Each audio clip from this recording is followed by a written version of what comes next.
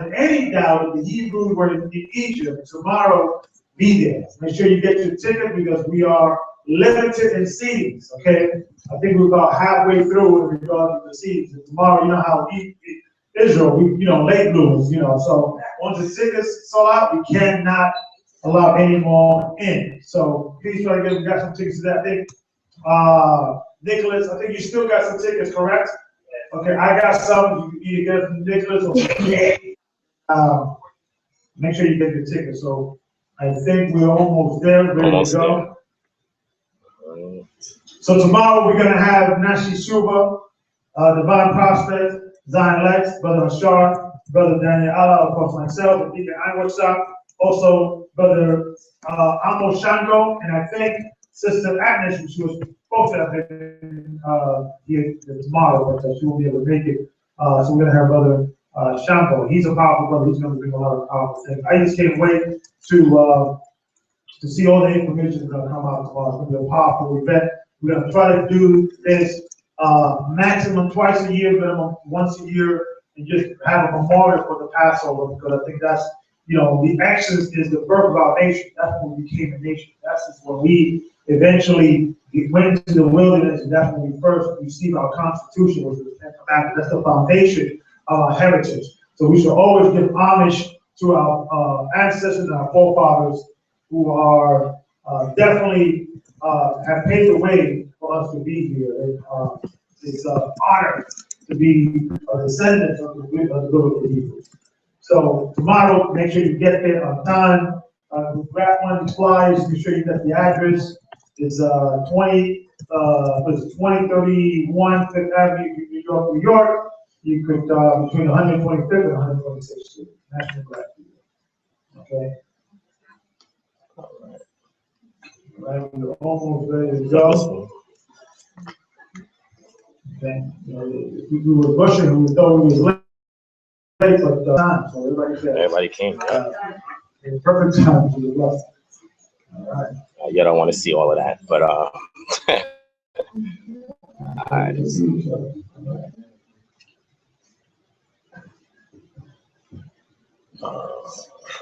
Let's get on.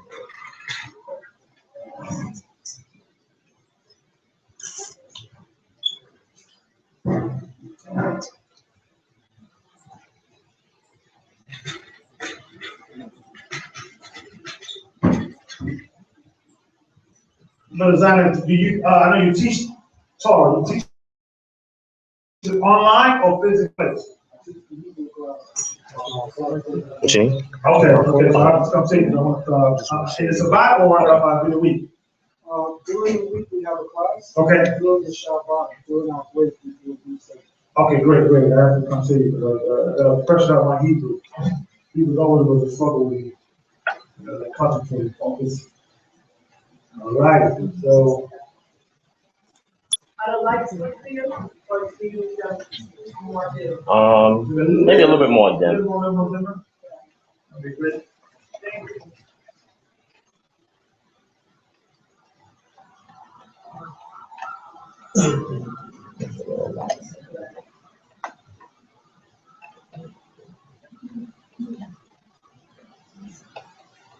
Everybody see it?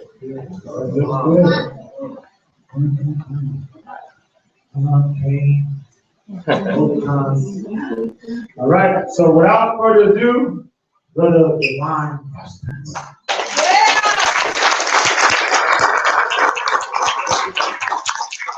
All right. Got it, Roy? Yeah. You want to hear? Yeah, that's good. Okay. Can somebody just check on YouTube real quick on my page just to ensure that people at home can see everything that we're seeing? Anybody has a phone, just on my Facebook page. Wow, nobody can We came here just for this. We don't want to, our phones ain't there. We want to say focus. I just need somebody to confirm real quick.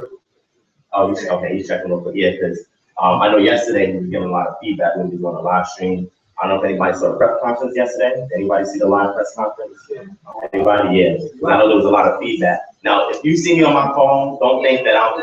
That's good? Okay. If you see me on my phone, don't think I'm just like oh, these guys are boring. Nah, I'm staying in touch with the people. So, you know, people send me text messages and inbox messages, so I want to make sure that everything's good for them.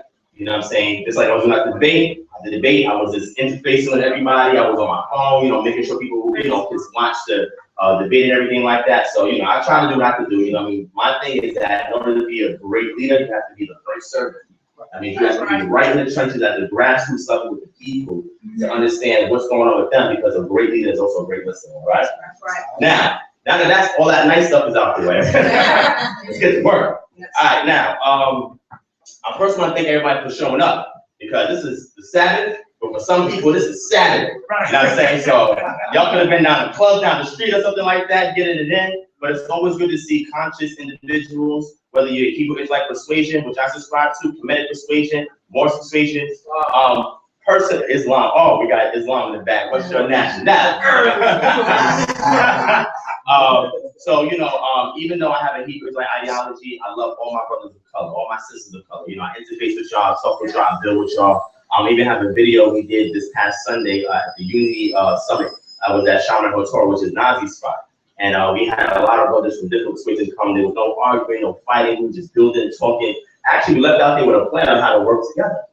You understand what I'm saying? So the bad thing about the debate, it's good and bad, right? The bad thing about the debate is that it creates a lot of contention in the community. And as you can see, a lot of it spilled over. You know what I'm saying? Way after the debate. It's supposed to be the final showdown, but it wasn't the final showdown because the people were still debating. And rightfully so. You know, I believe the Hebrew Israelites, we're defending ourselves, our integrity, our character, that information we put out has been challenged. But at the same time, you know, the good thing about it is that it just has brought Israel together. You understand what I'm saying? And I've learned that the phrase that says the enemy is my friend. Anybody heard that phrase before? Yeah. Sometimes it may take that enemy for us to band together. Like I said at the Unity Summit, unfortunately, as a million people, it may take when everything is taken away from us as a people that we come together, meaning that no minor conveniences, your food supply is limited, the money system is shot. It may take just that to bring us together, but we don't want it to get to that point. We want to be able to unify before it gets to that point, so that way we can look out for each other. Is that all right with y'all? All right. Now, I know y'all see the title already. The reason why I'm doing this presentation is because I had an interview with Ready for R, and me and Ready for R was talking. He was interviewing me at the Black National Theater, and he asked me for the PowerPoint. He said, "Yo, Devon, you know, I know you had the PowerPoint. Yo, it would be great if you could just let me see the PowerPoint, and you just record it and go in." I said, "Okay." You know, so I spoke with him. He got me in touch with Joel. Me and Joel was talking. I asked permission from brother Zion Lexx. Everybody knows Zion Lexx right here? Yeah. All right, my brother Zion Lexx, I had to ask permission from the brother. I said, "Brother, you know, if you only squeeze me in for this weekend because I don't live in New York, is it okay with you?" And this is a good brother. He said, "Yeah, why not, Devon? You know, I'm cool with that." So I want to, everybody give a hand for Now, so what I'm doing now is, I know anybody who's here at the debate. Who's at the debate? Oh, wow. Everybody, almost everybody at the debate. Now, there was a point at the debate, you saw Devon, like, nah, I'm leaving, yo. I don't know if y'all saw that, right? Anybody see me go crazy like that? Yeah. I was like, what's wrong with Devon, right? But what happened was the time was cut short, and he was saying to us that, you know, we may not be able to do a second round, so, yeah, you're gonna have to cut it right now. I was like, what? I said, well, hold on. Polite, and I was talking polite. I said, polite, I just finished telling these people that they would get a chance to do a question and answer. Right. Forget my part. What about the people? You know, and I'm not gonna put the heavy fault on him, but he was just like, yo, you just run out of time. And I was like, you know what? I'm not gonna be responsible. I'm in the trenches talking to the people, building with everybody, and I'm telling them that they may have a chance to speak. Nah, I'm not gonna, I said, nah, I'm out. So I was about to leave, and they were telling me, no, Devon. I said, nah, I said, I'm not gonna be here when the building collapsed. Because the people's gonna be like, how come we were not included? It's about y'all.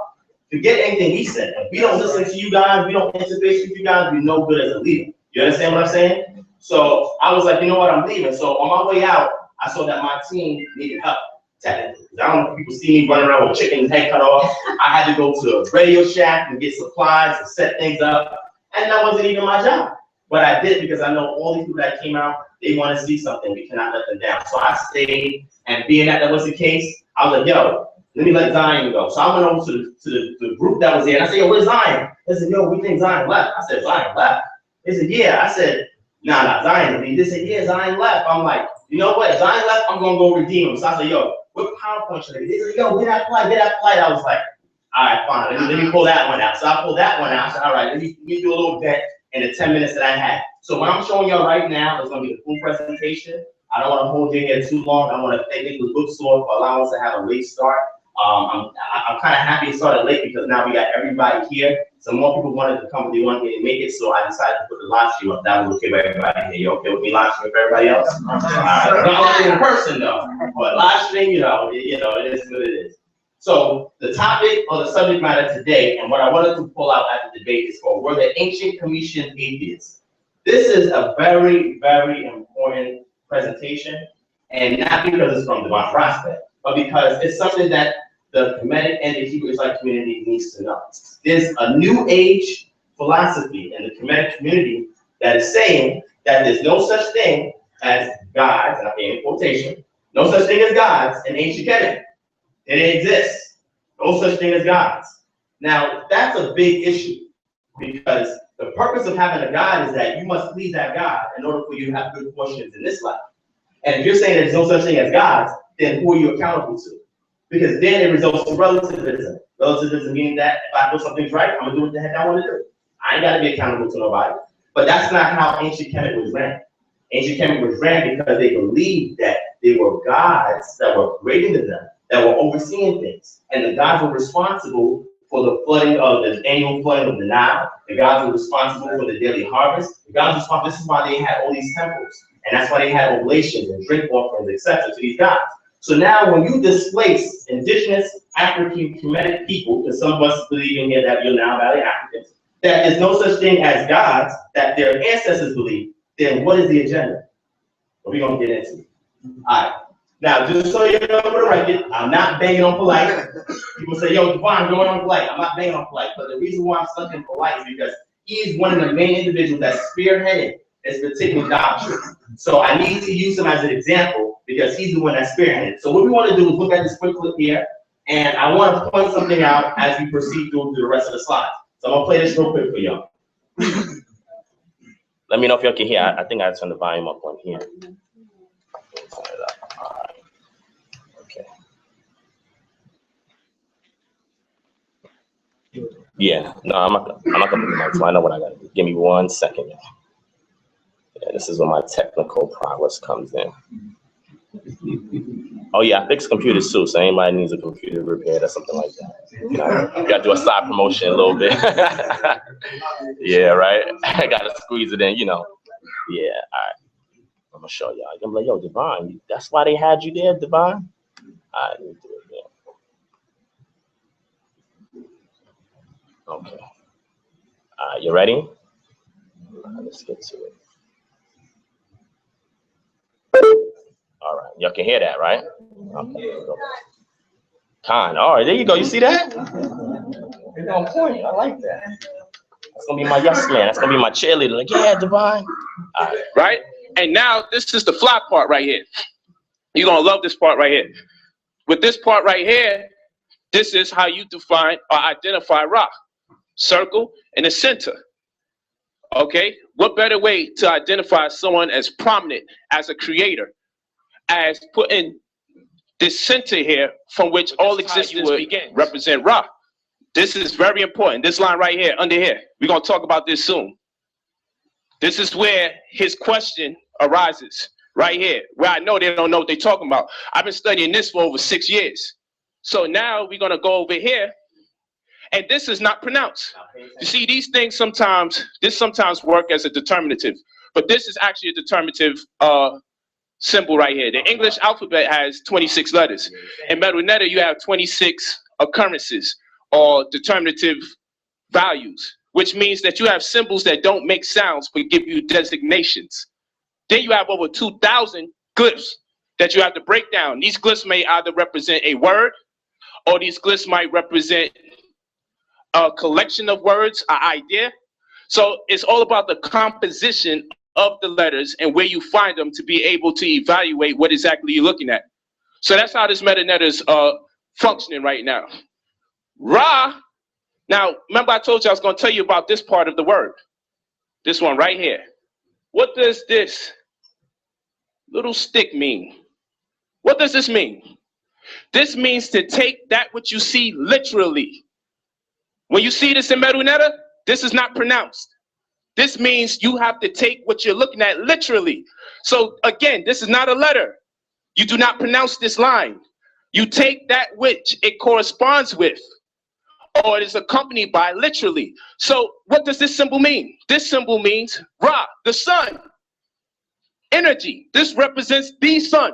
So when you see this line here, it means the literal sun. So when you're looking at Amen Ra, at this particular point, are you talking about a physical person?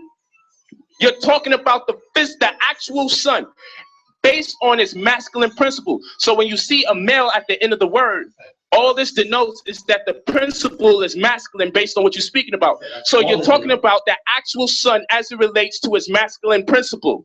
So when asked, how come Amen Ra just don't take the bodies and do like our spook god does, very conveniently, so he can't have proof that these people even existed? No, you're asking us. Now let's put it into context.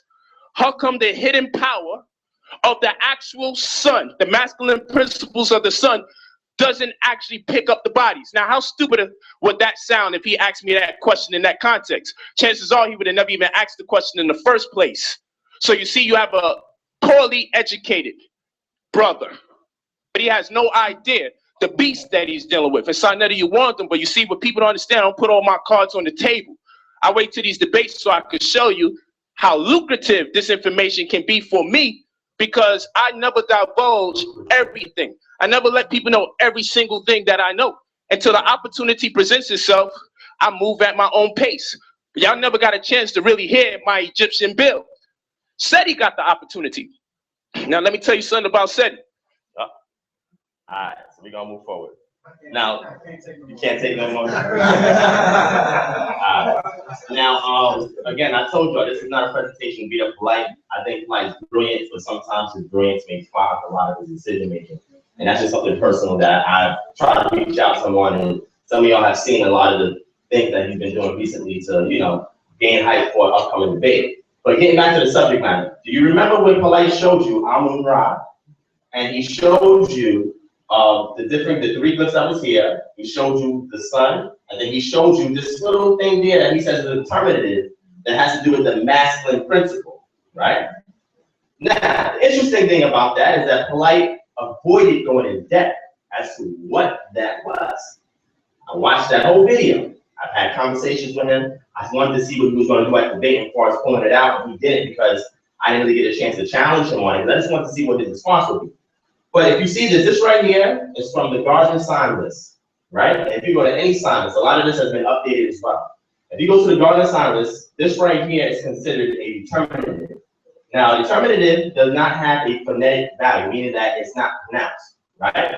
It indicates something. That means that when you see the glyphs that precede it, it's giving you more information on what those glyphs are. He also showed you the sun. Now, going back, he was trying to explain Amun Ra, because I think, was he responding to what you had said? You or Daniela? One of y'all. Yeah, because I think it was Daniela, where Daniela was saying that how come Amun Ra did not protect the bodies of the suits, why they end up in the museums and so forth. So Flight was saying that there's no such thing as Amun Ra. It just has to do with a principle of nature, right? Now, again, that's Flight's interpretation. But when you go back to a source and you see what this means, can anybody read what this says here? Seated God. Can y'all say a little louder than that? Seated God. A seated God. It says, note that the slightly curved beard and straight wig. Now, if it was referring to the masculine principle, and I didn't put it up here, there's another glyph, okay, that represents the masculine principle that does not denote a God. Now look, when I say God to y'all, I'm doing quotations for a reason, all right? Come on. And if you keep looking at it, you read it here. It says the determinative for God, patah, okay, mom, is an ideogram. Also, ideogram means, again, it's telling you about the idea of what the word is. It says also there when a god is speaking for in Dynasty 12, the king. Because sometimes in the suit was considered God, and sometimes even the suits in the cartouches would have this symbol denoting themselves in relation to the god, letting the people know that I'm in charge on behalf of these guys. Let's move forward. Determinatives are non-phonetic glyphs which give extra information about the meanings of words, distinguishes homophones, and serve as word dividers. All right, let's move forward. Now, Light shows you the sun too. This is the sun right here. This is the noonday sun. This is called the highest point of Haru's rising because Haru would fight during the day with Set, and he would win during the day, and then at night he would lose, and Set would win. And this is the cycle, the solar cycle that the ancient Phoenicians believed in. Now, when we look at this symbol meaning the sun, it's another ideogram, right? But this one also has a phonetic value as well. The reason why we don't say it's a determinative only is because it follows, after it comes another determinative. So that means that we take this literally because what Polite pointed out to you was this stick that was underneath the sun. Now that stick indicates a logogram. So that stick lets you know, are we going to use this as a letter? Are we going to use this as an ideogram? Or are we going to use it to literally indicate something? Now again, I'm getting these from dictionaries. Anybody want to know where I get any of these sources from? You can ask me afterwards. I'll give you a list of where to get all these at. I wanted to bring my books with y'all, but they were kind of heavy, and unfortunately today I had to take the train here. And I didn't want to bring like 20, 40 books here for y'all to see, but best believe at the debate I had a whole bunch of them with me. A logogram or an ideogram represents an entire word. Many logograms are also determinatives and phonograms. If the sign is intended to act as a logogram, there is usually a vertical line, which you saw, a vertical line beneath it. For example, sign for the letter R, we get Re or Ra, becomes the sign for word mouth when written with a vertical line. So now, if we just had this lit by itself, it would represent the letter R. But if you have this stick underneath indicating a logogram, now you're indicating in parentheses an idea about something. That means this is representing something other than just a consonant. And in this case, it's the mouth. And it's the same thing here with the sun. So when you have the sun by itself, it may represent a letter. But when you put this stick underneath, it indicates a logogram. Now it becomes an idea. It's talking about something literally, meaning that the literal sun. But why is this important? When you look here, when you learn ancient Kemetic science, and you learn their solar system, right? The solar calendar is another interesting one that you want to research. You have the sun by itself while it's rising. You have the noonday sun, which is that dot in the middle. Then the sun when it's eclipsed, the sun when it goes to a solstice and equinoxes, and the sun when it rises and sets. Now here is the indicator of what you saw in regards to Amun-Ra, but I'm dealing specifically with Ra. And this is him right here with the solar disk above him, or areas that's above him. And there's a reason why I'm showing you that, but we're gonna move forward. Now, the reason why I had to show you that is because Light was saying that Amun-Ra does not literally mean a god, but what it means is a principle, a masculine principle of the sun. I'm gonna show you something. I'm gonna play this video right quick. And this is gonna get into pretty much what it is I'm gonna be talking about. If you ask me on a very intellectual day, and what I mean by on a very intellectual day, if I were to presume that the person that I'm speaking to can be trusted for me to have a high frequency communication, then I wouldn't use no chaser when I tell you that there are no Egyptian gods. I would tell you that. Okay, and that's part of the mythos. Now, I would express that they are Egyptian gods to the laity. I would express that to the laity. And the reason why I would express that to the laity would be through the convenience. It would be through the convenience of conversation, right? And then I will work my way up to the point that I will work my way up to the point to get to you right now, right? So right now, I'm under the presumption that you guys are scholars, or at least purport to be. I do have confidence in your abilities to do research. So I'm going to tell you something that you may not have heard before, and then I'm going to let you know that there are no Egyptian gods. And if you question our Egyptian gods, right, I would still respond to your questions based on the context in which that question arises, based on the debate.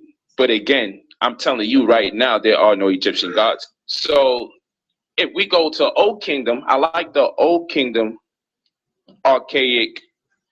I'm telling you, there ain't no gods. That's what I'm telling you. There's no gods. What I'm saying is there are no gods. Now, if we were trying to use God to the best of our ability to ascribe to something that is taking place or transpiring within Egypt, then sometimes we go along with the bill. But we all grown men here, so I don't have to talk about Santa Claus in here or nor the Easter Bunny. So now I'm keeping it a buck with you, and I'm letting you know all that stuff about Egyptian gods that you've been hearing is not actually a fact, because there's no word that's going to equate to that word God. Now, maybe you could do Lord. Maybe we could find Neb. We could say Neb is Lord. We can do that. We could see Nesut, right? Or Nebet. We could do all of that. But once you start talking about God, the implication of that word doesn't even have a context in Kemet until you go probably to the Ptolemaic period or when invaders start coming in with their ideologies. But we talking the Old Kingdom here. There's no God. Just so you know, Amun-Ra is not Old Kingdom. Amun did not come about until the Middle Kingdom when they started to merge the different nomes. Prior to that, they were different entities. You had Re or Ra, and then you had Amun. Pay attention. Like I said, I'm gonna tell you something that you'll probably never heard before in your life. You gotta listen when he talks. This guy is a genius, man. He knows what he's saying, and you can't say, I got you, polite, because he gives you the hints when he speaks. He said, I'm gonna tell you something you ain't never probably heard before in your life. There's no such thing as Egyptian gods. He said, in the concept of God, then come about into invasion. So he's talking about the Persian invasion, maybe, or the Greek invasion. He wasn't really clear here. But we're gonna go to the Old Kingdom, where they actually had a place called Heliopolis, where they worship a god called Ra. But we gotta see, what is this God concept? Because what he's doing is drawing a straw man and making it seem like we're using God in a sense as a Eurocentric God. That's not what we're talking about when we say God. But I'm gonna define it for you. Let's move forward. Now, definition. Now, the reason why I chose Oxford, which I don't like, but I chose it, is because for some reason, Shopper loves Oxford, right? And polite, you know, he's all right with it. But I use Oxford for some reason. They highly respect Oxford. Okay, cool.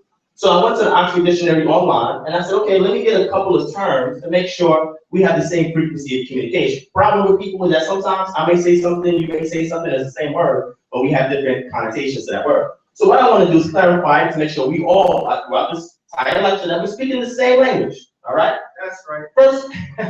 First word here is deify. Deify means to worship, regard, or treat someone or something as a god. Okay? Deity is a god or goddess. Divine is of, from, or like God or a god. And it's okay, then what is God? God is a superhuman being, or what? Worship as having what? Over what? Nature. Or what? Human force. Also known as? See? Oh my God. What is an atheist? A person who what? Or lacks in the existence of what? But when we say God, remember, God has a lot of different connotations. But if we get down to the root word, we're referring to a superhuman being, something that's greater. Super means above being, or a spirit. Worship that's having power over nature. Merriam-Webster Dictionary says that an atheist is one who believes that there is no deity. Now the question was, if no deities existed, being a spirit or superhuman being, as having power over nature or human fortunes. Because now what Polite is doing is he's saying you don't even know what God means. Europeans gave you this word God, and it's something very abstract. But we're not using that definition. We're using this definition. Keep this in mind. Let's move forward. Now I want to talk to y'all about Zep-Tepi. I tried to touch on this, but I didn't really get too much into that. Does anybody know what Zep-Tepi is? Anybody heard this term before? Anybody here have the Kemetic persuasion? Raise your hand. Don't be afraid. I'm not going to tell nobody. Camera's not on y'all. Yo, I don't see no hands. You don't look too confident. Listen, nobody's going to bite you. It's okay. Raise your hand, Royale. See, I had to call them out. All right. So who else? Anybody else? It's okay, y'all. There's family in here right now. Right now, we family in here. Nobody else? All right. So this is a pretty biased crowd here. You Kemetic? I'm holding the camera up. Holding the camera. He ain't raising his hand. He's like, nah, I don't try to do it. All right. Zep-Tepi is a very important term when you research ancient Kemet, because I'm gonna tell you this right now. A lot of scholars and even individuals in the Black scholastic community for the Kemetic persuasion, they don't like touching on this. You know why? It becomes spooky. Ooh, like Casper, go spooky, right? This is spooky stuff. They talk, oh, it's spookism. Hebrews like spookism. Islam is spookism. But my man, this is kind of spooky too. But what is this? Here's what the ancient Egyptians said about the first time. That's what Zep-Tepi means. When the gods, and we said to human beings, and ruled in their country. They said it was a golden age during which the waters of the abyss receded, which we know as Noon. And then when the waters receded, the primordial darkness was banished, and humanity emerging into the light was offered the gifts of civilization. Somebody gave the ancient Phoenicians the wisdom, knowledge, and understanding to do all the great feats that they did. They didn't just pop out the sky. According to them, they spoke also of intermediaries between gods and men, the Urshu, a category of lesser divinities whose title meant the Watchers. That doesn't sound like the scriptures almost, right? All right. Getting kind of spooky now, right? And they preserved particularly vivid recollections of the gods themselves pursuing and beautiful beings called the Nectaru.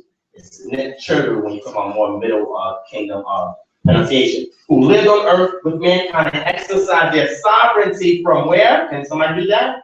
Heliopolis. And I have that there, very important, because my personal expertise is the Old Kingdom and pre-dynastic.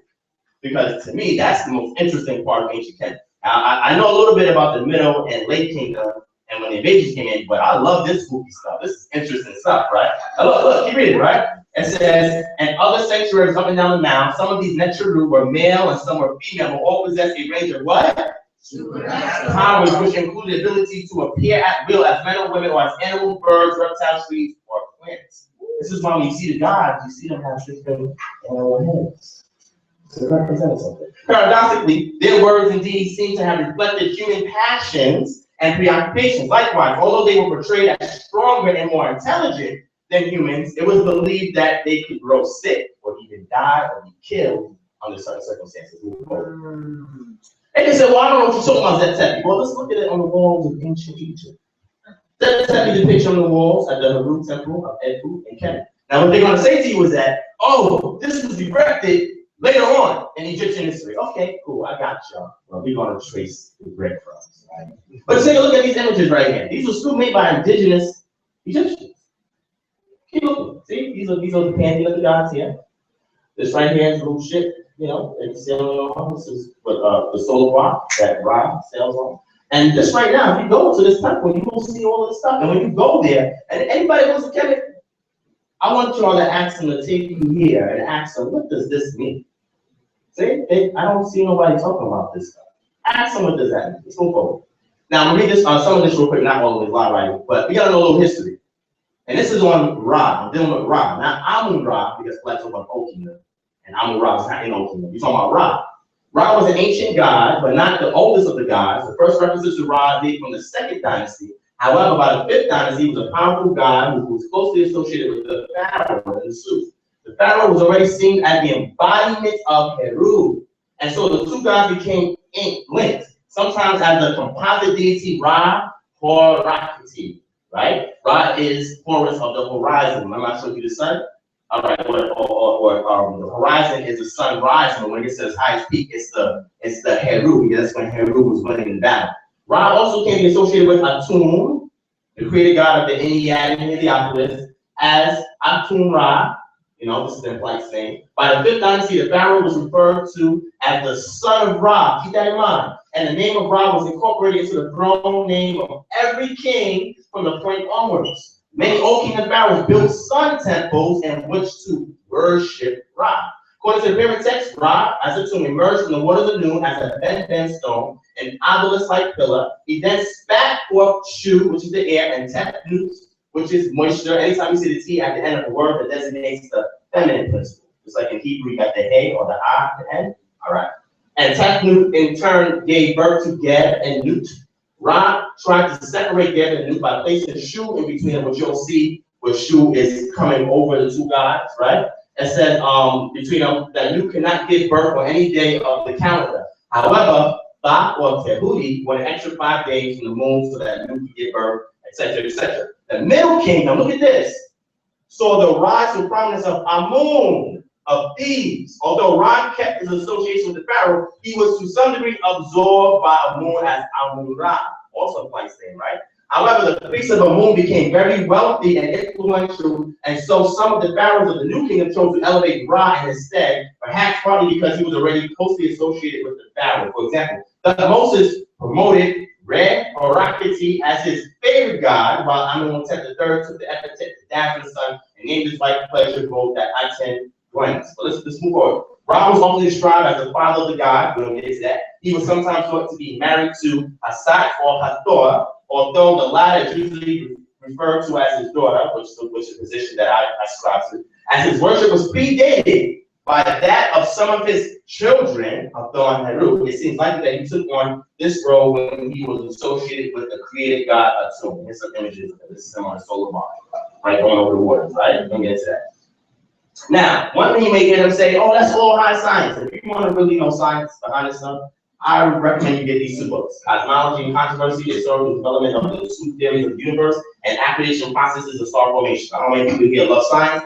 This is a deep read. Because what this does is that it says, what I have typed up here, the science behind a new creation story, I knew is another name for Heliopolis. In modern terms, waters of noon are known as the neutron soup in which the universe evolved from. This provided the opportunity after the Big Bang to form stars such as the sun. When you read these two, this is the real science that they're trying to push their ideology onto, right? They try to clean stuff up because it was kind of spooky during those days, right? Before things got established. Move forward. Now, what is the Ennead? This is very important, right? The most detailed Egyptian account of creation concerns the deities known as the 9 gods of Heliopolis or Anu, or the Ennead from the Greek, right? It says the first of these was Ra Atum, who came into being on the primeval mound and planned the multiplicity of creation in his heart. He caused the first division into male and female when he took his semen in his mouth and spat or sneezed out Shu, the god of air, and Tepnu, the goddess of moisture. They explored the dark noon and were lost to Ra-Tum, who sent his divine eye, fiery power regarded as the sun god's daughter, to look for them. The goddess returned with Shu and Tepnon, and the first human beings were formed from the tears wept by Ra-Tum on being reunited with his children. Keep this in mind. From the, I don't know what this says here. Oh, sexual using of Shu and Tepnon, it's kind of blurry. King Geb, the earth god, and Nut, the sky goddess. These two embraced so closely that there were no room for anything to exist between them. Nut became pregnant by Geb, but it was impossible for her children to be born. Eventually, their father, Shu, the air god, separated Geb and Nut. With the aid of 8 beings known as the, I can't even see, the head gods, Shu held the sky goddess high above the earth so that there was spare for living creatures and air for them to breathe. Remember, they were so close knit. There was thought to be a second sky below the earth. Again, sounds almost like the scriptures, right? The primeval waters continue to surround the corners of the earth and the sky. The sky goddess sometimes took the form of a naked woman arching over the earth, and sometimes the form of a cow partnered with the stars. She was said to swallow the sun every evening and was sometimes accused of waiting to swallow her children.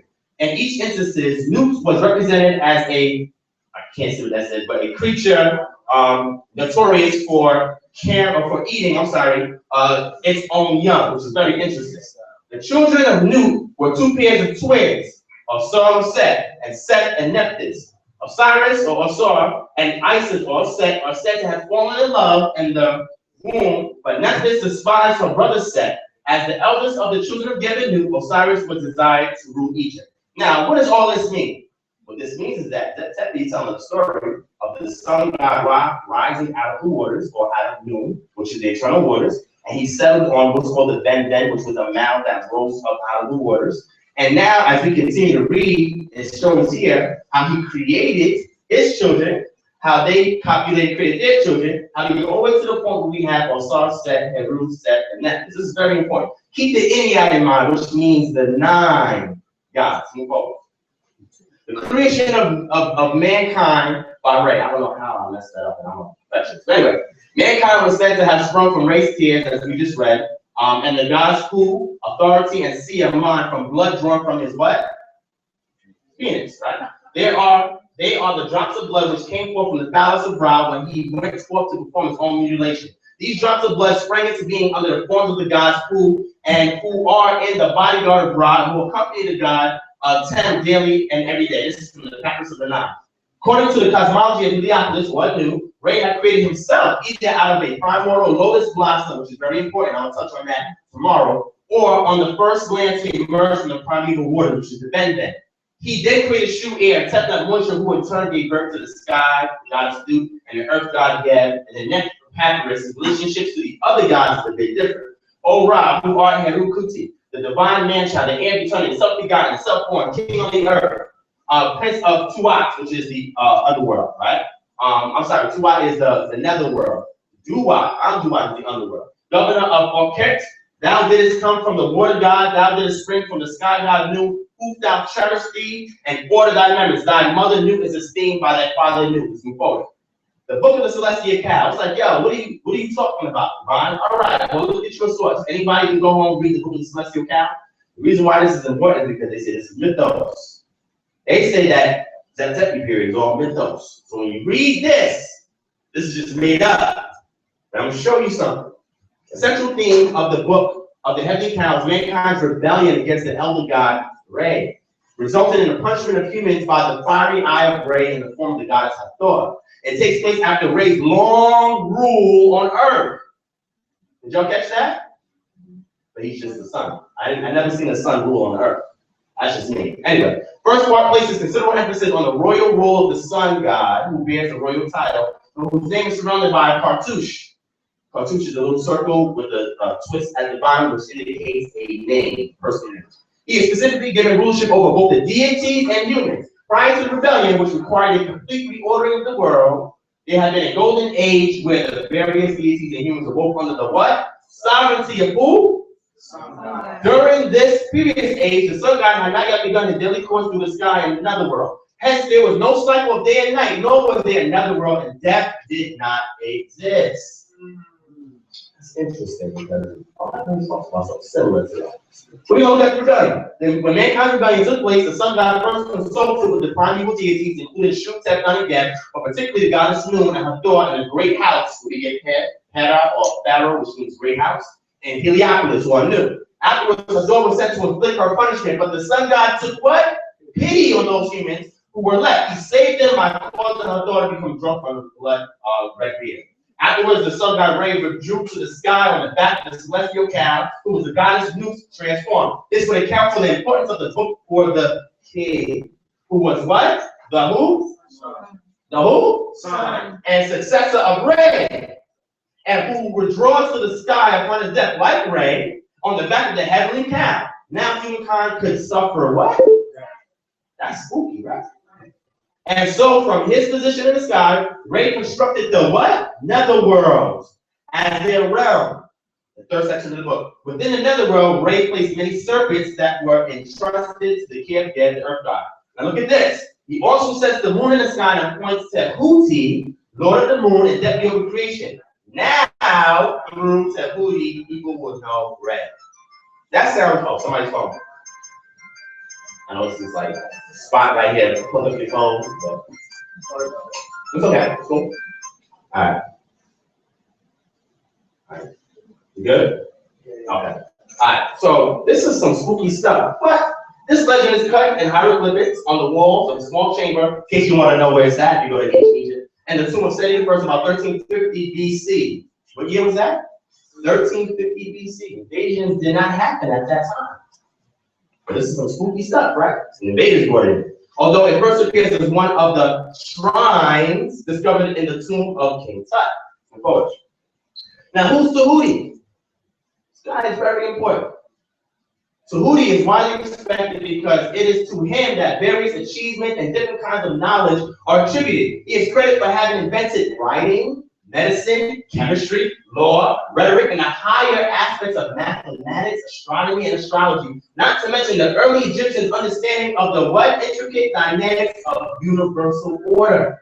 He was known as the messenger who moved between the gods and the humans. The Greeks derived the word thoughts from his name. Thought. That's what the Greeks call. He is also said to have been the great architect of the Great Pyramid, aided by a high priest. Listen to what I'm saying, guys. High priest named Ra or Rata and Isis as counsel and advisor. He is attributed to have written 1,100 books and published 20,000 works of different kinds. Listen to this, y'all. The Greek researchers saw some of these books and they point this fact out in their writings. Some of the writings have come down to modern age. For instance, in 1877, the Astor Library of New York, which you can check over here, purchased a facsimile of an Egyptian medical treatise dated 1552 BCE. This is before invasion. And they talking about this guy, Tahuti, gave him all this knowledge. You can go back and see this document if you want. This document was purchased in Egypt by an archaeologist named Ebers. We get Ebers Papyrus. And bore internal evidence of being one of 6 Hermetic books on medicine named by Clement of Alexandria. The text is now known as the Ebers Papyrus. But the general consensus is that it is indisputably one of the 6 medical treatises written by Tahuti.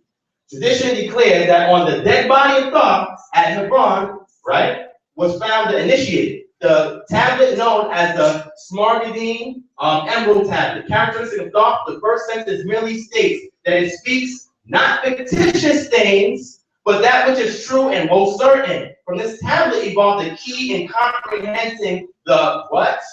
Dynamics of the universe and how they affect mankind. The book came to be known as the Ephragine. I think that's what it says. I can't really see it there. Matter of fact, let me do this. I want y'all to go back and look this stuff up. And if anything, you don't want any part of this slide, just let me know, and I'll definitely give it to y'all. Let's go to the bottom. Most of the writings attributed to Dr. Tahuti constituted a collection of known texts called the Hermetica. It's important. Which the Greeks regarded as revelations of divine truth, not as a product of human reason. So what are you talking about, Divine? Well, we're talking about a god named Tahuti, who you read in the book of the Celestial Cow, when Ray had to send her Thor to kill mankind, and now death came into the world. He had to go and create an underworld and create a process for a man to go through the realm of the underworld and make it to Tuat, which is the heavenly realm, to become an Ankh or a lightning being. In his absence, he went to Tahuti and said, yo, I'm about to be gone for a little bit, but I'm going to give you this information I want you to share with mankind. This is interesting because when you read the scriptures, anybody knows who Enoch is or Enoch? Yeah. Similar. Anybody, if you read the book of Enoch? Similar. And if you look at Metatron, I don't know if anybody knows who that is. That's the celestial scribe that Enoch took his role. Okay, going forward. What are the books of Thoth? Remember, we read books. Now look, what we just spoke on the Ebers Papyrus. When you read the Ebers Papyrus, which I have similarly of, it says that Thoth has given us this information. But God is not even a God, he doesn't exist. So who gave that to them? Oh yeah, the moon gave them that information. Let's be serious, y'all. This is what they believe, right? Let's keep reading. And look, this book right here, if anybody can get a hold of it, which I actually have, I actually got it from a university professor. He put me onto this book. If you go to Amazon, this is a very expensive book, and for a reason. This is very, very important. Listen to what I'm saying to y'all. If anybody get a chance, the Ancient Egyptian Book of Thoth, when I get this back, I'm going to make copies of some of the pages. I can't print all of it. And I'm going to show you this stuff says, the books of Thoth. You're going to read what this is. Written almost entirely in a demonic script, which is the script of the layman, not to mention that, because all the laymen did not understand that. The Book of Thoth is probably the product of the scribes of the House of Life, the Temple Scriptorium. It comprises largely a dialogue between a deity, usually called he who praises knowledge, Tahuti, and a mortal, he who loves knowledge. The work covers such topics as the scribal craft, sacred geography, the underworld, wisdom, prophecy, animal knowledge, and temple ritual. Particularly remarkable is one section, the vulture text, in which each of the 42 gnomes of Egypt is identified with a vulture. Anyone see vulture? Any compliment script? Go back to this. The language is poetic, but they would say, oh, it's a poem, so it's not real. Well, people write poems about real life situations. Sorry. Right? Yes, yes. I'm just saying, especially my black people, we do that. We let you know about the struggle. You may think it's some fairy tale we're making it into, but we're trying to soften the blow for the other races because they may not understand our struggle. You understand what I'm saying? So we gotta be a little nice. But look, the language is poetic. The lines are often clearly organized into verses. The first line comprises interpretative essays, discussion of specific points such as the manuscript tradition, script, and language. The core of the publication is the transliteration of the demonic text, translation, and commentary. A consecutive translation, glossary, bibliography, and indices and conclude the first volume. The second volume contains photographs of Hathrai, almost all of which reproduce their original size. What does this mean, Divine? Well, this means that when Tahuti was left to train mankind, he created a collection of works on all the sciences, and he gave it to mankind to start civilization. This is what they said, the ancient Phoenicians, this is what they say in their manuscripts. They're saying this. I'm not saying this. They're saying this. Anybody here, if you don't know or understand the Evers Papyrus, get yourself an interlinear book on any of the papyruses where it will give you the glyphs, and underneath it will give you the direct English translation of that. This is very important, very, very important, because now we have information coming to the people who they say came from a being, superhuman being, right? Let's move on. People will say, you know what? I don't believe that. Because you're going to hear a lot of people say, oh, that's spookism, that's pseudo, that stuff is not real. Yet I give you a source for them. But who are the high priests of the cult of Ra?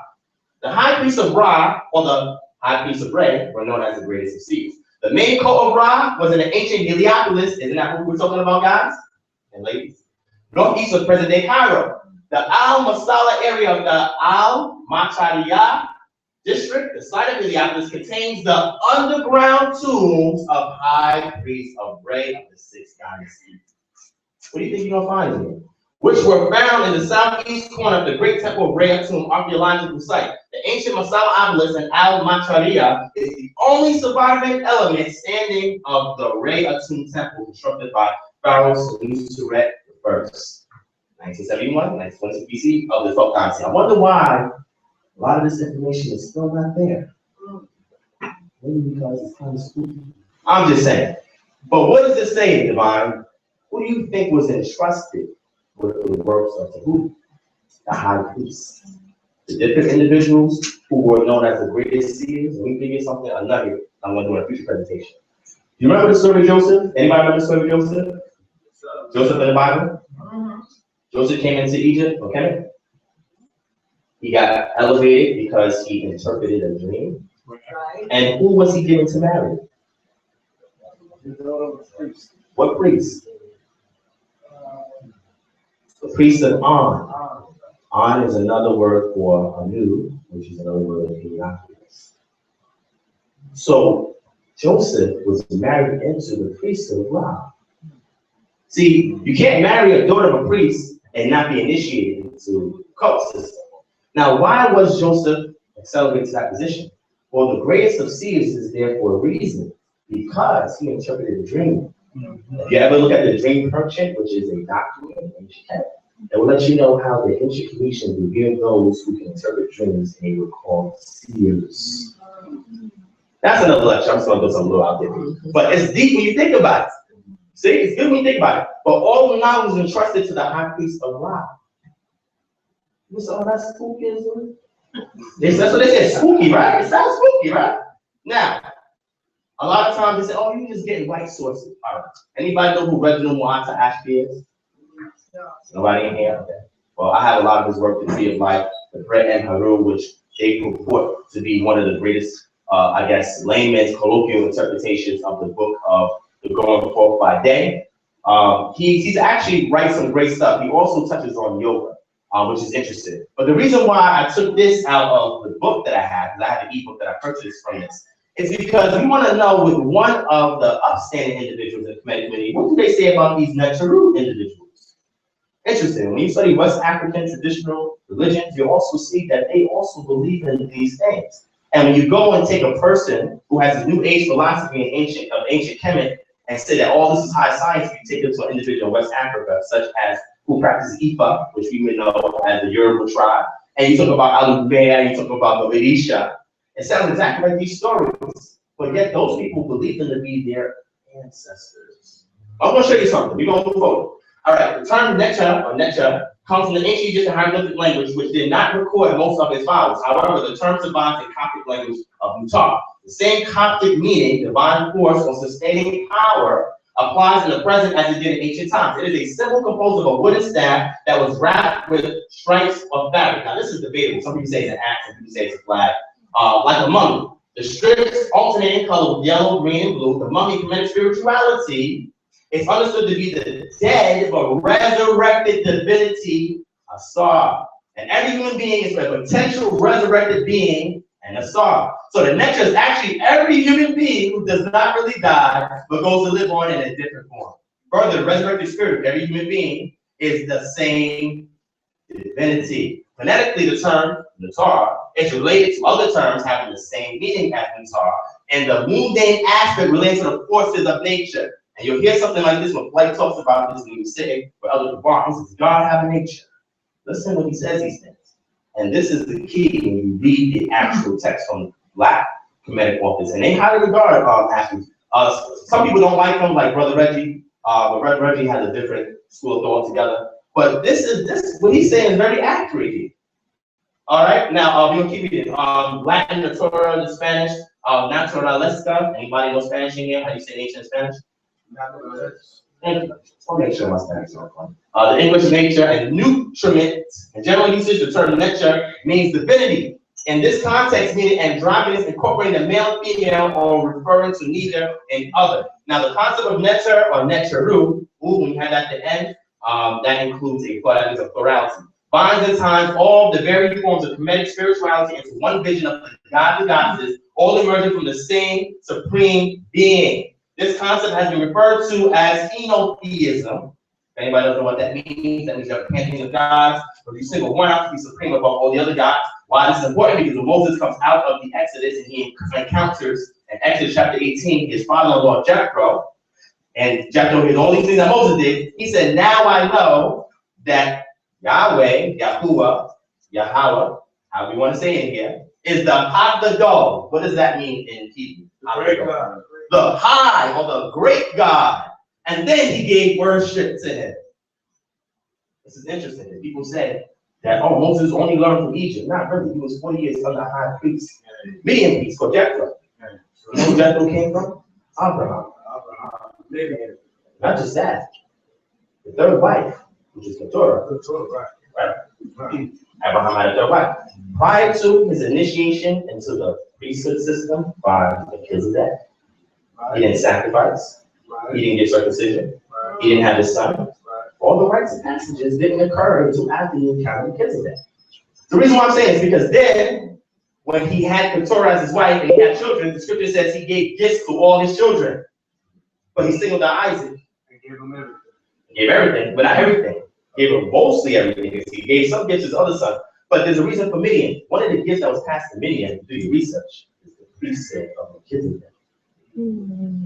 Because when Moses left out of Egypt, he didn't just go into the woods and just marry some random person. He married the daughter of a high priestess.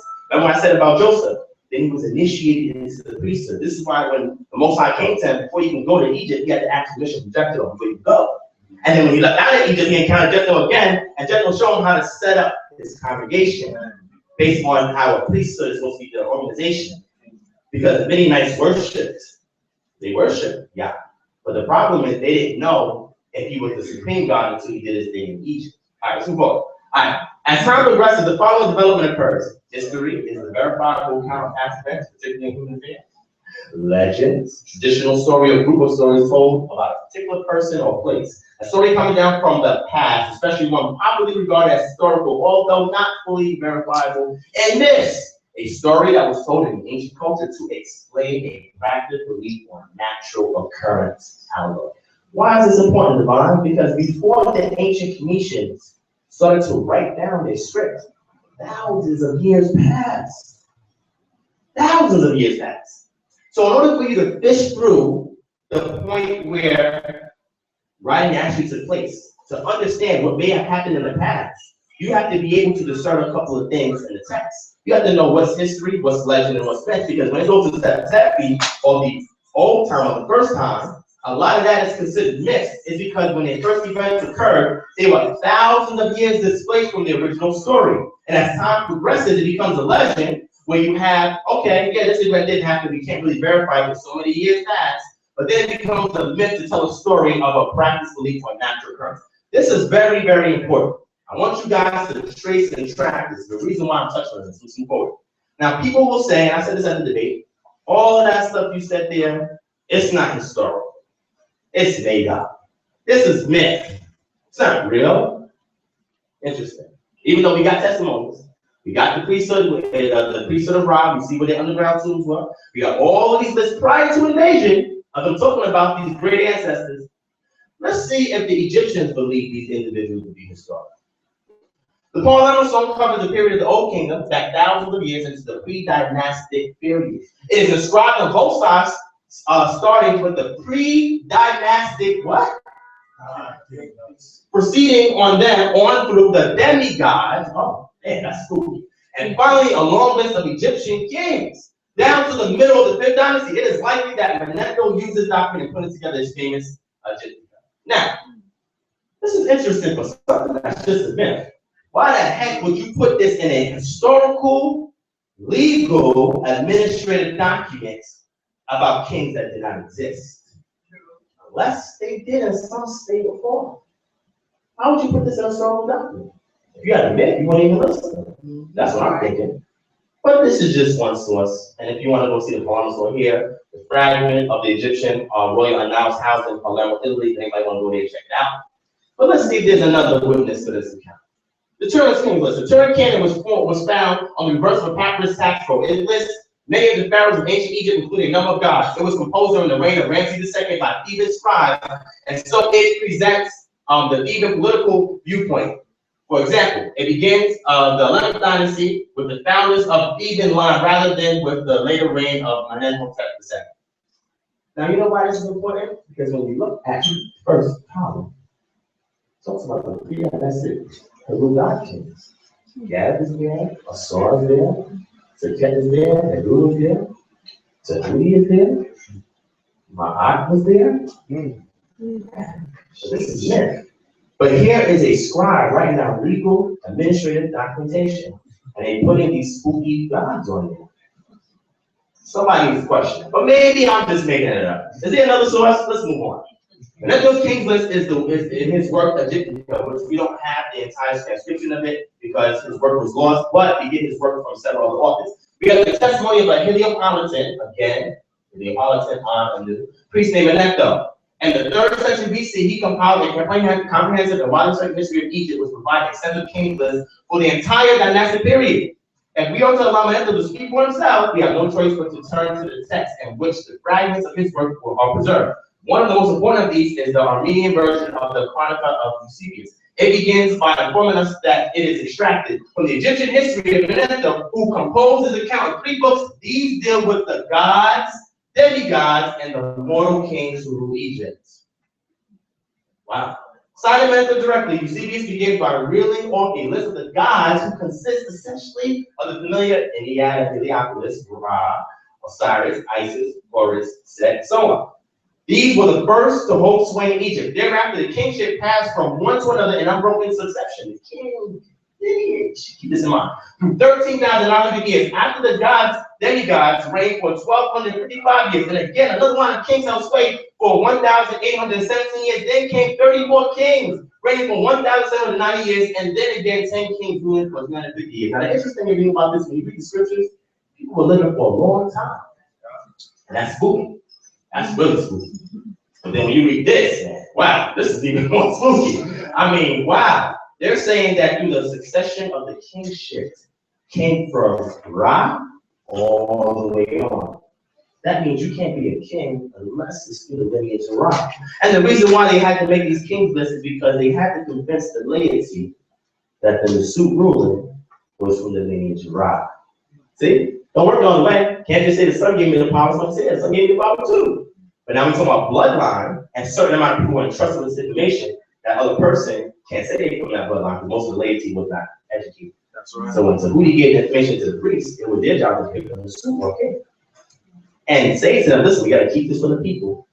Let's say it is men. They say, okay, we're going to keep it for the people. Are we going to say a God named Ra give us the lineage? Let's say it was them. Do you think that that is fair to lie to people and tell the people there's no such thing as gods? When you know it's a science, but lying to them, tell them it's a God so that you can deceive them and rule. That doesn't sound too fair to me. If you're saying it's myth, though, that sounds like deception. It does, right? He said these great guys. Move forward. Deification of the Su, because now we got to say, if what that's saying is true, was the Nasu deified?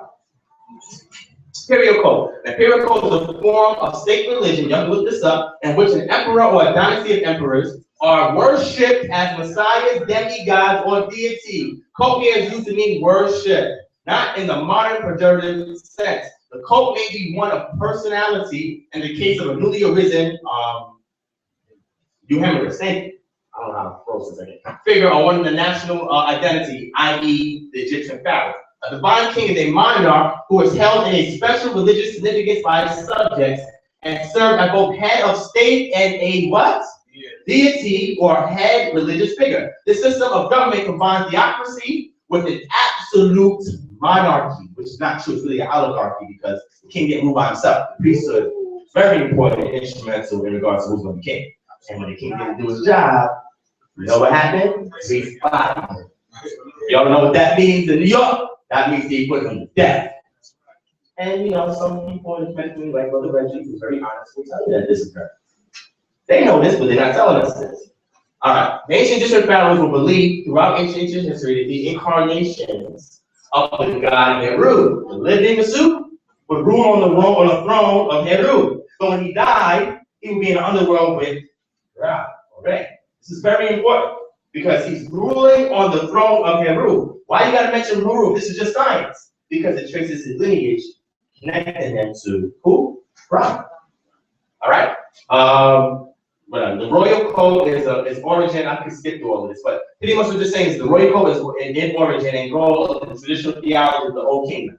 The acronym we talk about Hermopolis is here meant by Cyrus. Without the king, there is no ma'at, no order, and the created world returns to chaos as light to darkness. The ideal of divine kingship, a unity of temporal and spiritual activities, is crucial to understand the canon of the Old Kingdom mentality and way of life, especially in the third, fourth, and fifth dynasties, which is the Old Kingdom. A fairly unmixed, pristine strand of this culture is revealed. The divine nature of the king is the core myth holding ancient Egyptian society together. It explains royal magic, great speech in Ma'at, and the ideal of the Heliopolitan priest, the high priest of Ra. The living Heru king guarantees a good Nile, and his united administration creates economic surplus. The Nile records his magic, while the pacification of the two lands is his control and power, the brilliance of his great mansion. Centuries before Unas, this state ideology was already in place. Before Unas came on the scene in the Old Kingdom, they already believed that the Nusuk was from the lineage of Ra, and he grew through that bloodline, and he is the God on earth. And if he's not doing the job, they're gonna have a bad harvest. There's no flooding of the Nile. The God's gonna be mad at us. Very interesting stuff, especially when we look at the family stuff. That's kind of spooky too. Yes. I just wanted to give you a time check. Oh, thank you. What time is it? I'm sorry.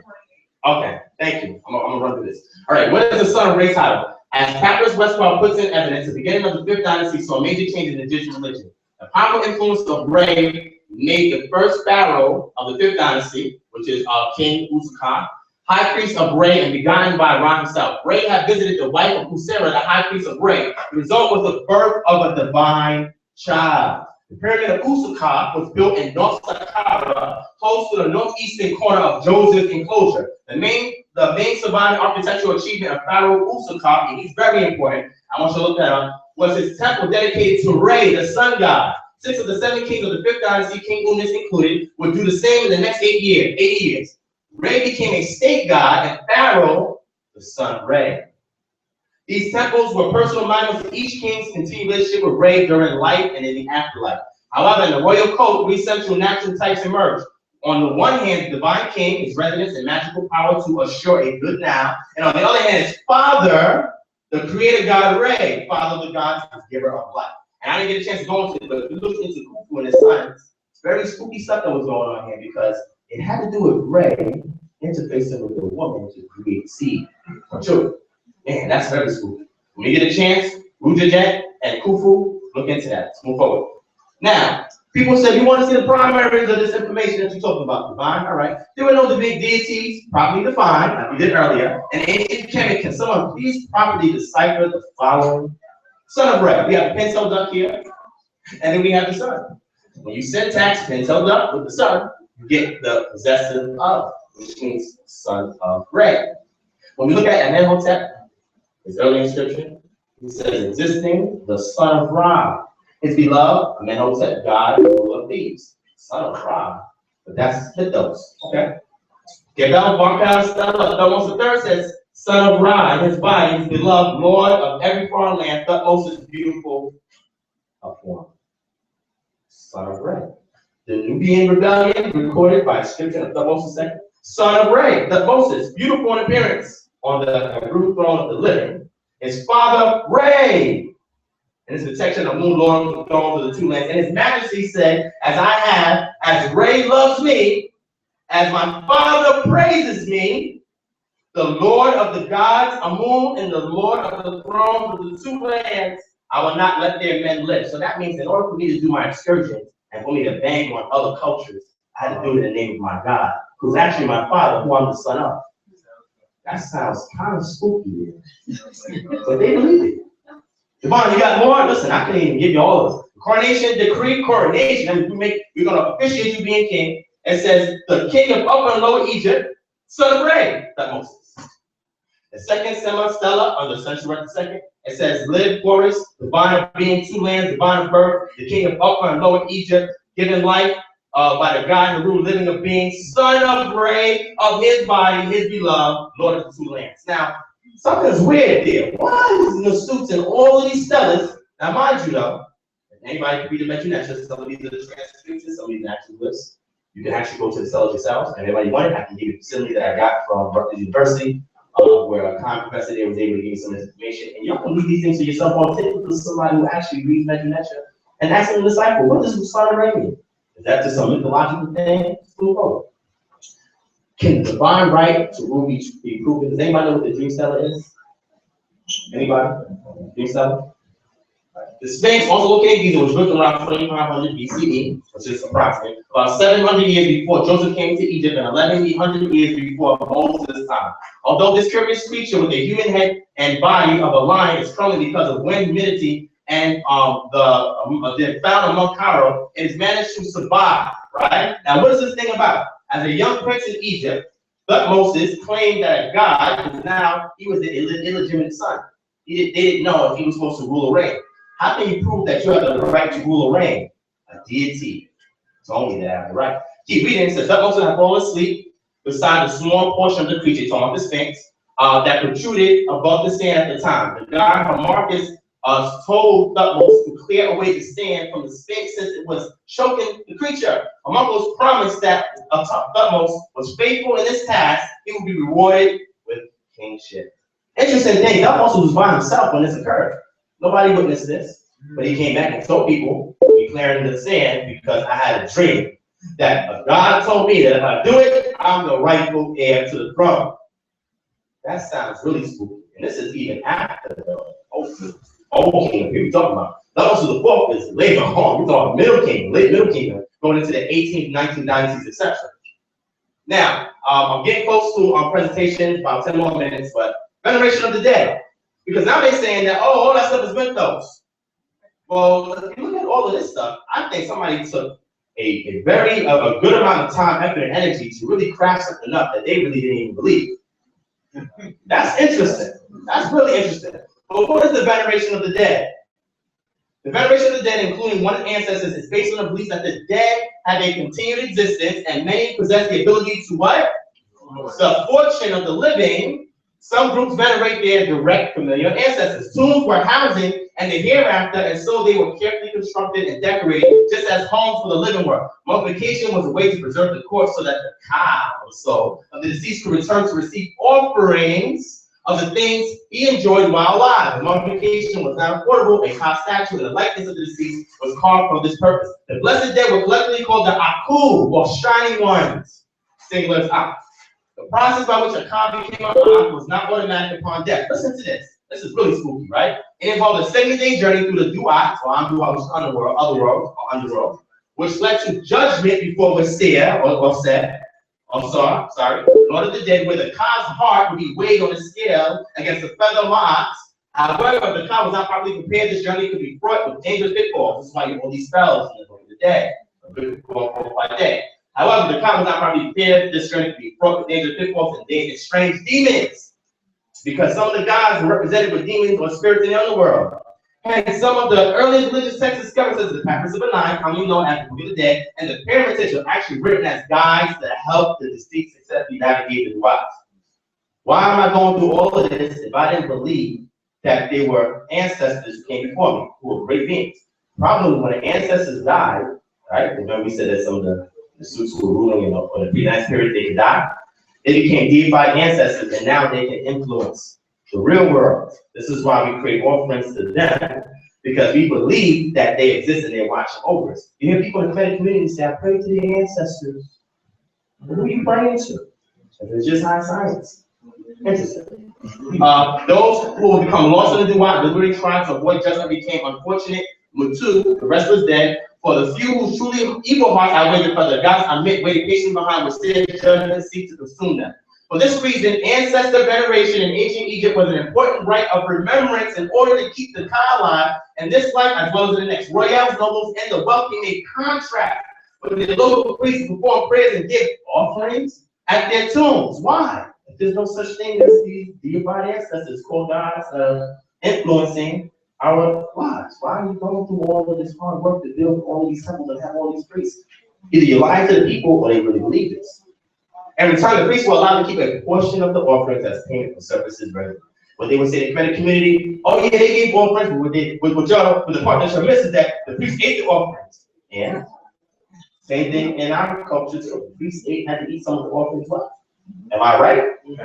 Okay. Where's this found? Pyramid text of Unis, utterance 217, the deceased ascends to Rhea to the deceased ascends. Pyramid text of Pepi, utterance 422, transformation of the deceased into the Ha. Utterance 500, deification of the deceased. Utterance 571, the deceased is the eternal son of who? What is the meaning of the book of the coming forth by day? Red and the roof. The cycle of the sun rising from the east and setting in the west. The dead were called Westerners because they were buried in the west, where the sun sets, where the sun rises. You had a lot of the temples or the areas where people were born. Symbolism. Leaving the darkness of Duwan, transforming into Ankh of light to join Ra into light. Now, after I said all of this, you're like, Devon, man, you long-winded, my man. Let's see if Polite agrees with you.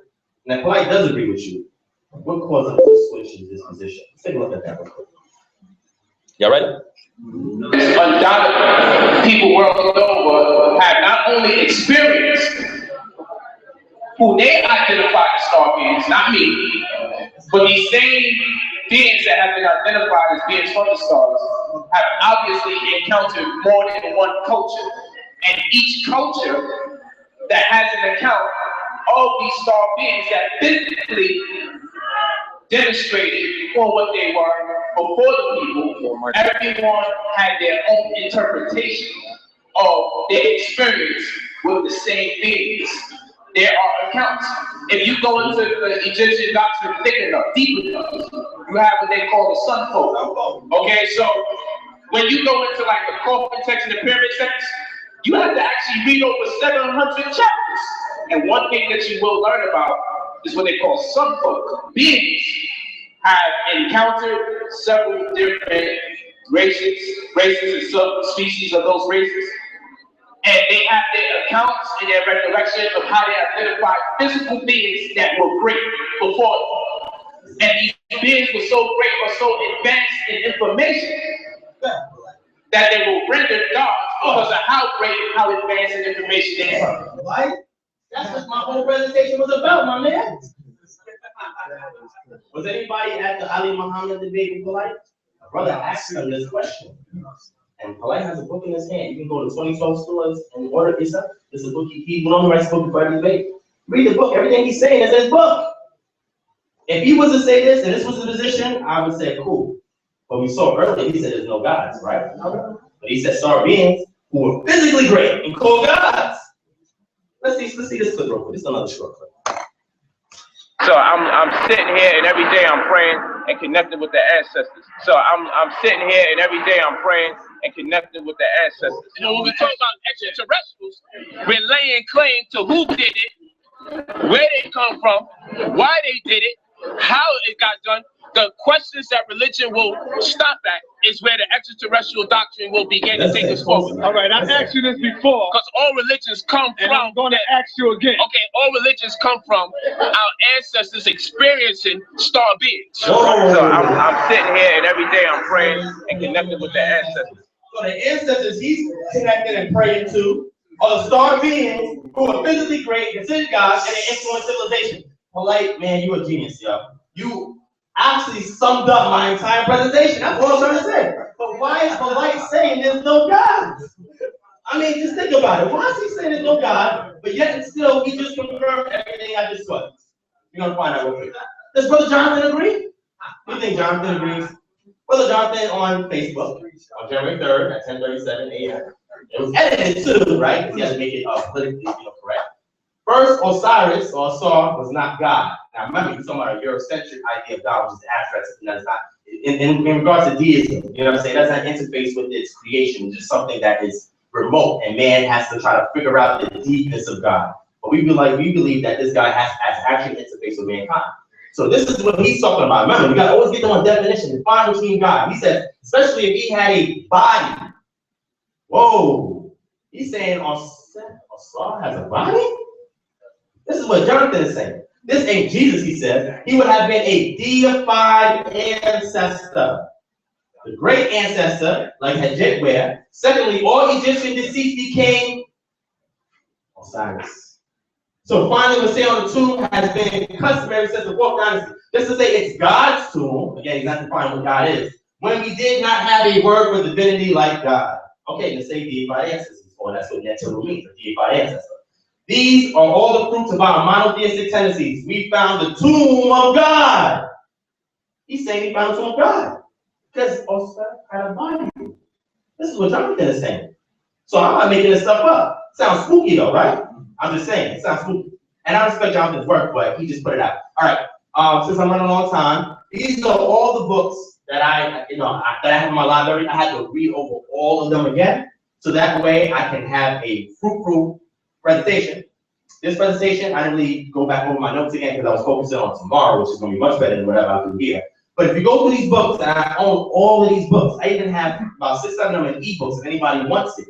If you read through these books, everything that I said, that Polite said, that Jonathan said in regards to there being star beings or deified ancestors, you'll see that this is the indigenous thought of the ancient Grecians. Also, Jonathan uses the biggest Egyptian dictionary by Mark Biggins, the PDF file I can share with y'all. He uses that to decipher his Metronetia. And the source and Wicca Egyptica, you can sign up and log in online if you also want to decipher the Metronetia. These are some of the sources that they use. Let's move forward. Oh, good book. Oh, I have this book. I want to bring it. It's called Fallen Star Gods by J.S. Gordon. That's a great book right there. I think I read that book. But if you read that book, everything that we were talking about is summed up in. That's a great book, man. If anything, y'all need to read that. Let's move forward. Now, origin of Kemetic atheism. 5 minutes left, right? Run through it. The Greek invasion of ancient Kemet. This is from Stolen Legacy. The Egyptians educated the Greeks. The effects of the Persian conquest. All right? Owing to the practice of piracy in which the Ionians, Carians were active, the Egyptians were forced to make immigration laws restricting the immigration of the Greeks and punishing the infringement by capital punishment. Now we keep going on. It says the genesis of the Greek Enlightenment. The Persian invasion did not only provide the Greeks with ample research, but stimulated the creation of prose history and Ionia. Heretofore, the Greeks had little or no accurate knowledge of Egyptian culture, but their contact with Egypt resulted in the genesis of their enlightenment. Keep reading here. It says students from the Ionia and the lands of the Aegean visit Egypt for their education. Just as in our modern times, countries like the United States, England, and France are attracting students from all parts of the world on account of their leadership and culture. You keep reading, the immigration of Greeks to Egypt for the purpose of their education began as a result of the Persian invasion. The royal library, museums together with temples and other libraries were looted by the Greeks invasion. You keep reading, the author here, which is Georgian, actually you can purchase the book, it's over here. And this is a great book, right? It says, it is my firm belief that this indeed was a great opportunity which Alexander gave Aristotle and enabled him and his people to carry over as many books as they wanted from the royal library. I'm going to sum this up. What is this talking about? That means that when invasion happened, the immigration laws were changed because of the Persians invading ancient Kemet. The Greeks crept in. When the Greeks came in, it was like, oh, shoot, it's been out. So now you had indigenous, concrete thought of them believing in deified ancestors. And here comes in a people who are very spooky because they don't really have a history. They go in and they take all the libraries, all the Greek philosophers are trained in ancient Kemet, and they come out and they produce a totally different system that's abstract. And it's not concrete because they don't have any lineage to these deified ancestors. This is why you started seeing the Greeks started marrying into the Egyptian bloodline because they wanted to trace the lineage and also justify why they came in and took all these libraries. That's the reason why I say, why are you saying this, Divine? Yes. Yes, and okay, I'm sorry, I'm rushing. All right, Renaissance period. Study Renaissance period. The Renaissance period of the 12th century was a period of many changes at the outset of the High Middle Ages. It includes social, political, economic transformations, and an intellectual revitalization of Western Europe with strong philosophical roots. These changes paved the way for the later achievements such as the literary and artistic movement of the Italian Renaissance and 15th century and the scientific developments of the century. Why is this important? Apart from depopulation and other factors, most classical scientific treatises of classical antiquity written in Greek had become unavailable. Philosophical and scientific teachings of early Middle Ages was based upon few Latin translations and commentaries on ancient Greek scientific and philosophical texts that remained in the Latin West, not to mention that even that remained at minimal levels. Scroll forward, I'm summing up. The transition from Greek to medieval philosophy was a rather rough one. New Greek philosophers were greatly influenced by Greek thought, particularly the views of Aristotle and Plotinus. The Age of Enlightenment. The Age of Enlightenment is an era from the 1650s to the 17th in which cultural intellectual forces in Western Europe emphasized reason, analysis, individual rather than traditional lines of authority. It was promoted by philosophies and local thinkers and urban coffee houses, salons, and what? Masonic lodges. Almost done. The idea of Hermetic atheism has its origins in European Freemasonry. Wow. How about that? Our first inquiry then will be into the nature of symbolism. This is by Albert G. Mackey, which I have a whole bunch of Masonic works. Opposite gives to speculative masonry, and thoroughly to understand this, to know its origin, it is necessity and its mode of application. We must begin with the reference to the condition of a long past period of time. Thousands of years ago, the science of symbolism was adopted by the Sagacious priesthood of Egypt to convey the lessons of worldly wisdom and religious knowledge, which they thus communicated to their disciples. Their science, their history, and their philosophy was thus concealed beneath an impenetrable veil, which is the indigenous way, from all the profane, and only the few who had passed through the severe ordeal of initiation were put in possession of the key, which enabled them to decipher and read, because again, now everything's scientific. Now, I'm gonna wrap this up. Take a look at Freemasonry of the Ancient Egyptians, written by Manly B. Hall. This is a Mason. Right? Remember the Enlightenment period, they revitalized the Greeks sold the history to somebody else, made everything abstract, everything is high science, nothing is indigenous to the land or concrete to the people. And Prata Repoa, or initiations into the ancient secret society of Egyptian priests. Now the priests, the Greek priests went and took all the works of the ancient Kemetic priests, they took all their works now. Some of them were burned, some of them were destroyed. Now they're telling the story that everything is high science. No such thing as deified ancestors, everything's high science. And this was revitalized in the Renaissance period and crept this way into Masonry. So now when we see this happen in our community, when you read books for Inside Hermetic Atheism, Freemasonry and the Birth of Modern Science, or Robert Lomas, the Symbolism of Freemasonry, Albert G. Mackey, the Lost Keys of Freemasonry, Manly B. Hall. Oh, you want something black? Gotcha. African origin of Freemasonry, the true history of Freemason in Africa and its resurrection among Africans and diaspora, the Path of Initiation by J.S. Gordon, Esoteric Egypt, again by J.S. Gordon, and Freemasonry, Greek philosophy, the Prince Paul fraternity, and the Egyptian African world connection. What do you say in the Bible? I'll wrap it up and give it to my man, Lexx. If you look at the indigenous texts themselves, they tell you that their gods were the deified ancestors who preceded them that created mankind. And for the kings, and we saw the kings list, and that they gave mankind all this knowledge, all this information, all this life. And when they died, they passed through the underworld, right? In other words, we got Amdubai, the Tuai, right? And now they are influencing what happens in this realm. And this is why you have to build temples to please these gods. And the Thamacella is very important. When you look up the Thamacella, you very understand that this stuff is not mythos. This stuff was real. And the Zeus thought that, man, and now it's not flooding. We need to go find out what happened. And what said, come back and say, yo, we're not worshiping a god. All right, let's set up a temple for them to worship this god so the Nile can flood. Now, that doesn't sound like high science to me. It just doesn't. So now when the Greeks came in, the Greeks took all this information that's not there, they had no lineage to, they had to make it abstract and philosophical because they cannot connect themselves to the deified ancestors of the indigenous priests. And then when they created a whole entire system of high science, everything is abstract. Everything is high science. Doesn't mean that nature was not venerated, but everything in nature was associated with the deity, and this is why they respected nature. Now, why is this important? Because now when you see the Renaissance period where they revitalized these Greek philosophical works, it crept into our modern day age and time, and everything now is just symbolic and it's high science and it's not real. This crept into Prince Paul Freemasonry. Anybody know Prince Paul? And then now all the other Masonic lodges. So now when you go through your rites of Masonry, you come in as a rough Asher and you can become a smooth Asher. Because you come in rough thinking an indigenous way, By the time you get up to the top, they tell you all of that's symbolic, my man. None of that stuff is written. So that means a lot of the teachers in our Kemetic community are initiated in these rites of passage, influenced by Greek thoughts, and removing us away from the indigenous way of life. So we need to ask them these questions when we see them and say, what lodge did you go to? And when they start teaching you, tell them to give you all the references in the actual stelas themselves, the warriors themselves that say everything that we're talking about is high science. You don't really believe it is high science. They will not produce any work like that for you because it doesn't exist. But if you go to the Greeks will tell you that. And with that, I'm done.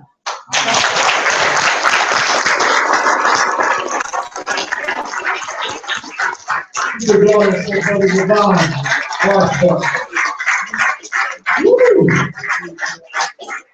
The question is like the rest, whether the ancient Egyptians believed in gods or goddesses and Jesus.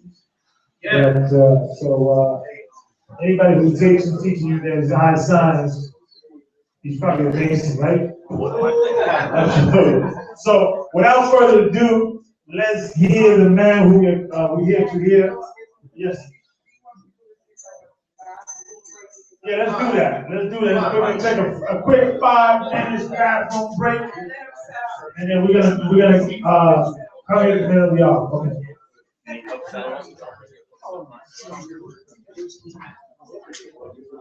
The only refreshments we have is alkaline water, so if you're interested in getting some alkaline water, you can. And the bathroom is straight to the back. And like the brother said, we're gonna take a real sharp 5 minutes time. Thank you.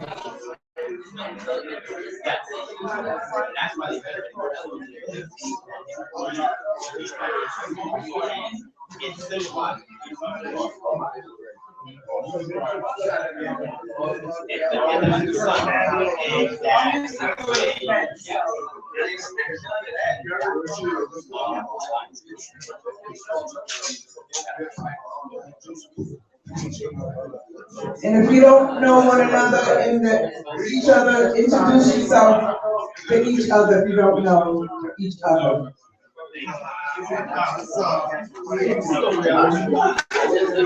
Oh yeah. Oh yeah, he said like yeah. Oh yeah, you said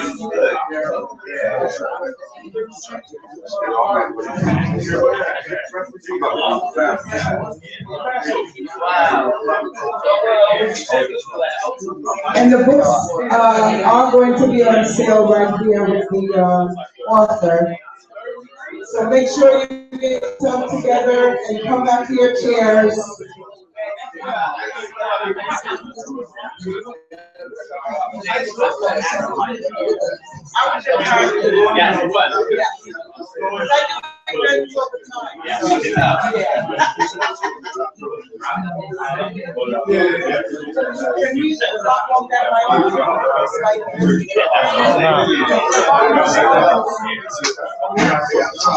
I don't know how. Yeah.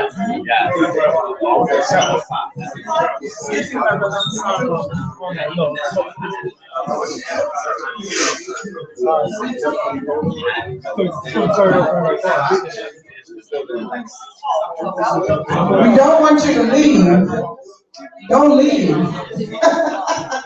We just want you to take a little break and walk around. Thank you.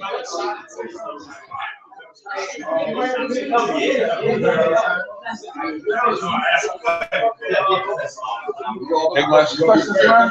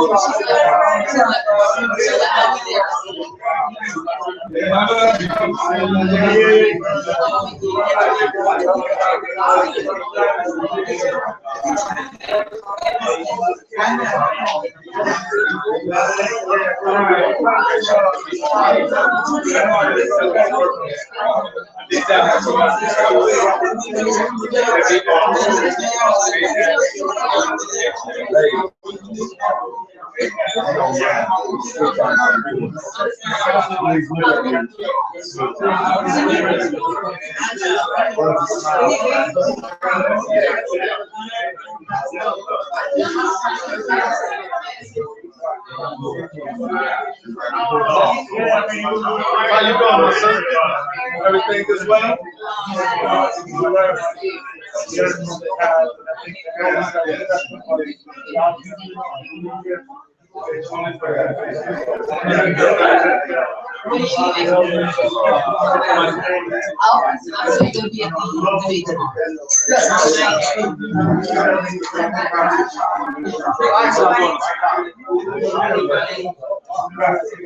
Israel is my home.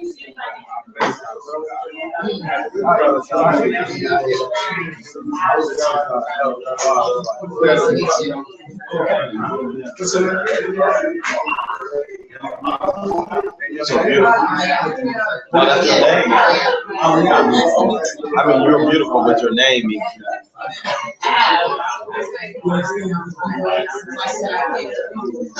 That's the side chick. Get out of here.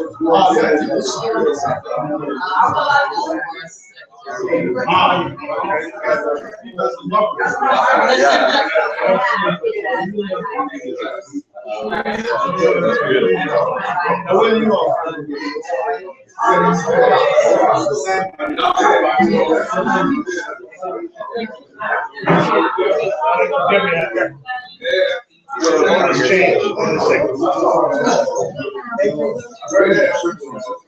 There's somebody's tickets are here.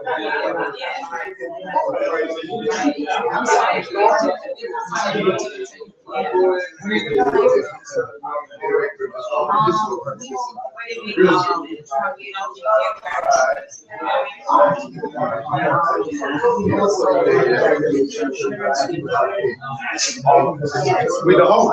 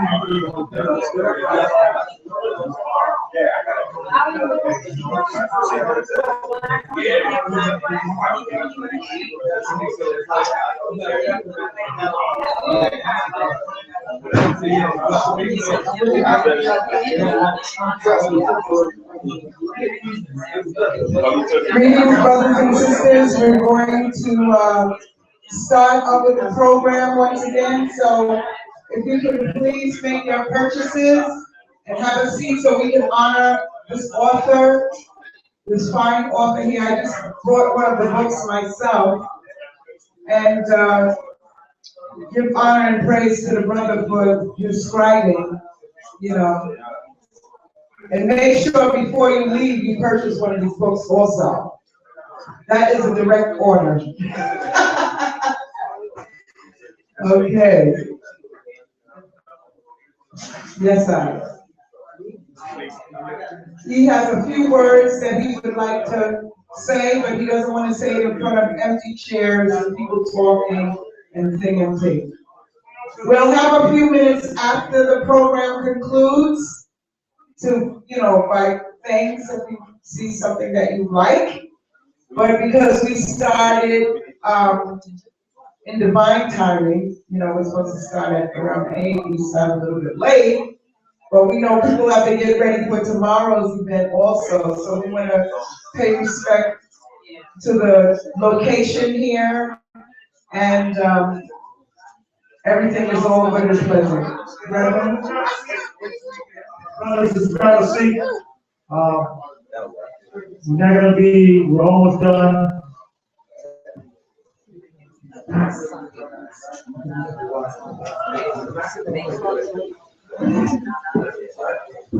Brothers, let's grab a seat. You can purchase right after. You just hold it there.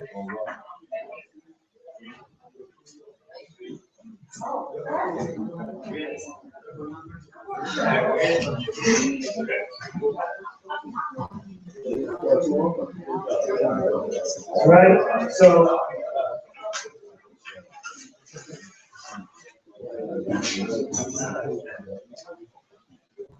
I also want to give a special shout out to Brother Animal Shango's in the house. Give Brother Forrest is going to be doing a power presentation tomorrow.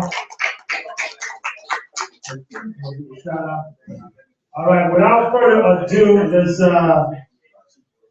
you know, you got the brother in the hot seat. You got this book. You know, I don't even have the type of guess you could, it was written, right, and it's by, Brother Abdiel Ben Levi.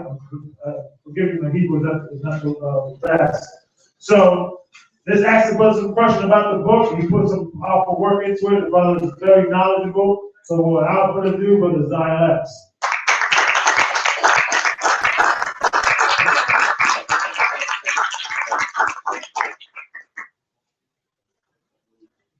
Brother Divine, we need you front and center. If you don't mind. Good night, everyone. Good night. Thank you for coming out.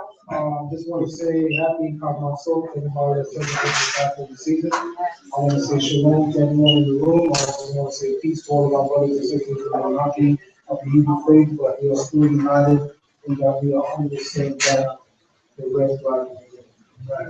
With that being said, peace and blessings to everyone that came out tonight. I happen to be a very misunderstood personality. I was introduced into the so-called conscious community as a formidable force to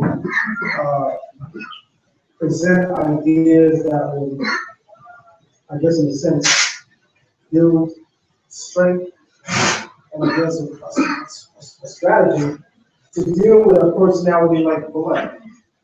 I really didn't want to do it because it's not my cup of tea. But after I watched a couple of his videos and I saw some information that I personally felt was damaging to Black people as a whole, I felt that I would love to take on the opportunity to engage. And before I go into my book, I must introduce this part of my history because this is how most people in this room is familiar with it. So what do I mean by I find his information damaging to Black people as a whole? You see, whenever our leaders in the past disagreed with one another, we did it with class. There was no disrespect. You see, I can have a difference of opinion with you, no need to disrespect you. Intelligence gives me that. Consciousness gives me that. See, there's a frequency of thought that when you are of a particular thought base, once you rise to, I guess, from the Torah, we would say wisdom. Once you rise to a state of wisdom, you understand that you can actually disagree with people without being offensive. Right. Can we do that? Right. So you had brilliant teachers like Dr. Ben, John Henry Clark, and I want to include someone who was even preceding them, Marcus Garvey. All of these individuals did not share the exact same ideology. In some instances, there was a sharp contrast and difference. Yet when they chose to speak of the difference, they did it with wisdom. They did it with humility, and they still did it with brotherhood. Because you can have a difference of opinion with me, and it could still be brotherhood in me. That is still possible. When we go outside, guess who we are? We behind enemy lines in this country. We're enjoying great jobs, some of us, so we may feel comfortable. But at the end of the day, we are still behind enemy lines. With that being said, if the world is against us, what does it say when we are against one another? Does that make sense? The entire world is against us, and we are against one another. So when I watched this video, one thing I noticed him do that I did not see come from our prior leaders is this. He seemed to attack every Afrocentric-based doctrine that doesn't agree with his. Now, while you may hold any view you desire to convey to the public, while you may hold any view that is adverse, you can still voice your difference of opinion with peace and unity. So what does Polite do? He attacks just about every single major Black movement ideology and doctrine. And that's not even my point of argument. He does so without offering a solution. Do you understand the wisdom in what I just said? Or do you understand the detriment in what he's doing? You see, to attack something without providing a solution is creating more of the same disease, the same affliction. So the very same points that you may attack, if you don't have a solution, then all you did was bring up something that could have caused someone to spearhead a movement from a movement that wasn't necessarily guided in a wise way. You see, we can be a part of movements that don't start big, that start small, but yet be inspired by it and move on to something great. So to attack something because you don't consider it to have a wise base, to offer no solution, in my opinion, is very dangerous. That's right. Bring it up. And I upset the brother when I said that. The brother actually called my personal phone. Man, I told you I love the way you speak Hebrew. You on videos talking about I'm an agent. Don't you know that would cause harm to my family? You know what I said to that brother? I said, my father. I'm a father. I'm 35 years old. I've been studying Torah since age 15. So you figure I have about 20 years of knowing myself as an Israelite and familiarizing myself with this book. That being said, in the community where I come from, my name is Abdiel Ben Levi, which is my author name. Zion Lexx is my favorite over there. When Sarnetta introduced me into his conscious community, he did so by using my Facebook. My real name, my government name is Alex. Most of my friends call me Lexx for short. My middle name is Zion, hence Zion Lexx. For those that know me from a Hebrew perspective, they know me as Moray, which is teacher, Abdiel Ben Levi, and teacher because I'm the Hebrew teacher where I come from. And again, the only issue, I'll be wrong for a second. One of the issues I have with Brother Life is the idea that I find him attacking Muslims, Hebrews, 5%. You pay it. If a black man is holding up the banner and doesn't agree with what he says, he attacks it. But in his attack, he has no solution. And I have a problem with that. Because to me, that's injured behavior. Because we saw with the rise of COINTELPRO that we had people planted in all of these major movements that did the exact same thing. They attacked it from the inside out and caused division and eventually caused the entire movement to grow, corrupt, and ultimately be destroyed. So that is my point of argument when it comes to Quran. Outside of that, I actually think he's a brilliant writer. A lot of my Hebrews won't agree with me, but I have to give credit to 32. I actually think he's a brilliant writer. But you can be brilliant for something that's wrong too. So you could be skilled with language and a way to bring truth to people that encapsulates the mind, the emotion, the spirit. But if your intention is in the wrong place, you're just a snake. That's another comment you don't like to make it. I call it APAC, the committed word for snake. But because of my nature, I say what I want to say. Because the Creator allows me to do that. I can't afford to live my life going by what another man would choose to see me do or say. I'm my own man. I'm actually older than you too. So I'm going to be me, and what they say in the street, I'm going to do it. And in this instance, I want to just point something out about the life. He's brilliant. Most of us who study his tapes will give him credit. He's a brilliant young man. If you're familiar with the snake and the Garden of Eden story, you know Adam was one of the wisest individuals that ever lived. If you're familiar with the Torah or the Bible. Why do I make a statement like that? Well, the Creator did something in the Torah that tested his wisdom. He brought every single animal before Adam and he said, name them. You know, the Hebrew word for name is Shem, which in Hebrew literally means essence. It's also the Hebrew base for the word soul, neshama. You see, the soul is the essence of a human being. And the word for soul encapsulates or incorporates the Hebrew word for name, Shem. It's actually the base of neshama. And when we speak of Shem, or name in Hebrew, we're speaking of that which identifies with the essence of the thing we are describing. So how did the Creator utilize Adam in exemplifying his wisdom? He brought every animal before him and said, give him a name. So he came to the lion. Have anybody ever been to a zoo and seen a lion?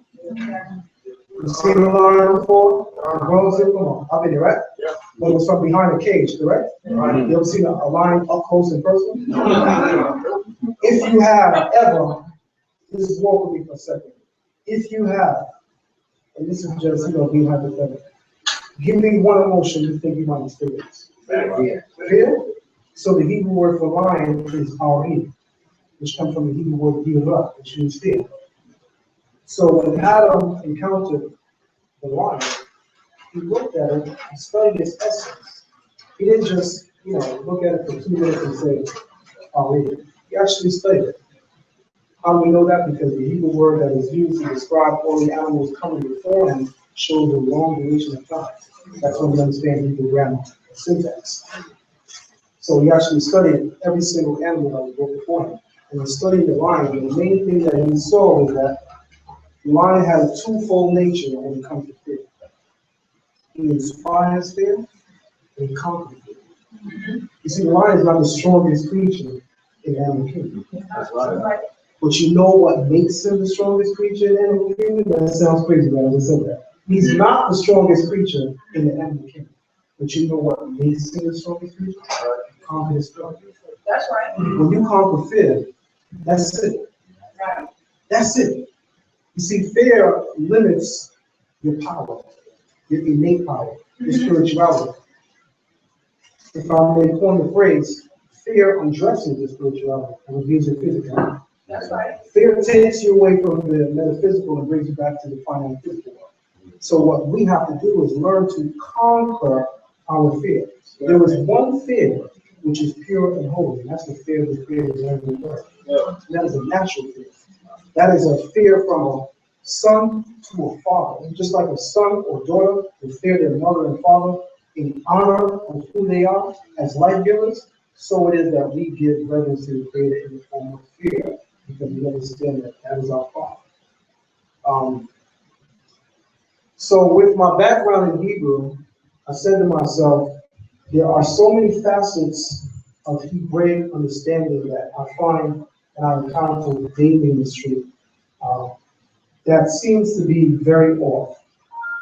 One of the things that I found was very off about our understanding of Hebrew is that I constantly ran into Israelites who either didn't know Hebrew, didn't care to learn it, or were just wrong in terms of what they were learning. They didn't have proper training. So, to give you a little bit more background, let me do this too. Could you go to blackjews.org real quick on the thing? To give you a little bit more background on me, yes. To give you a little bit more background on me, I'll tell you this. I actually first learned Hebrew at a congregation not too far from here. It's about 20-minute ride. Congregation Shema Israel. This goes back to 1994. I don't know what I'm talking about. You said it's blackjews.org. And they gave me my first spark to actually learn the Hebrew language. And the divine spark, and I do believe it's divine, the divine spark that I received in that place gave me the ability to now go out and search for it in academia. So I actually went to college for Hebrew. I went to Touro College. I even attended Yeshiva University, which is uptown.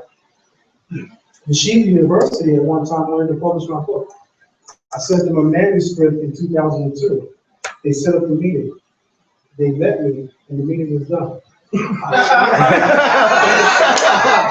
That's great. The color goes a long way. You guys are people with short vision. And I'm including black people in that statement too. Color goes a long way in the eyes of people with short vision. You see, when ancient commissions form themselves Kemetic, a lot of us say, yes, they were talking about, the black skin. No. They lived in a land of rich black soil. Mm-hmm. You see, at the height or apex of the Kemetic community, there was no European kingdom that was as strong intellectually, spiritually, and physically. So there was no color issue. You see, color only becomes an issue when we have racism in the world. Yes. When you go back into antiquity, when the Kemetic kingdom reigned, racism in terms of white, black did not exist to the point that it exists today. We did have white people, but most of them did not come out of Europe yet, as we know for a fact, history. The Greeks did not leave, and the Romans did not leave the Aegean and all of the Isles of what the Torah calls the Gentiles until after the downfall of the most major black kingdom in the world. So again, when the ancient Kemetic speak of themselves as being Kemet, the word Kemet does mean black in the metagenic. But that black alludes to the alluvial deposit of that rich black soil. You have to understand that, yes, we are melanated people. And yes, melanin combines so many physical and metaphysical truths, which does contribute to the greatness of melanated people. That's a fact. I can't deny that. Yet, there's something even greater than that. It's called the spirit. And when you deal in the spirit, you can move in a room of people of different colors and deal with each one of them equally. So all this talk in the conscious community, brother, you hate the white man? Don't ask me questions like that. I don't even entertain questions that are not based in wisdom. I don't entertain questions that are not based in academia. Don't ask me a question if you're white.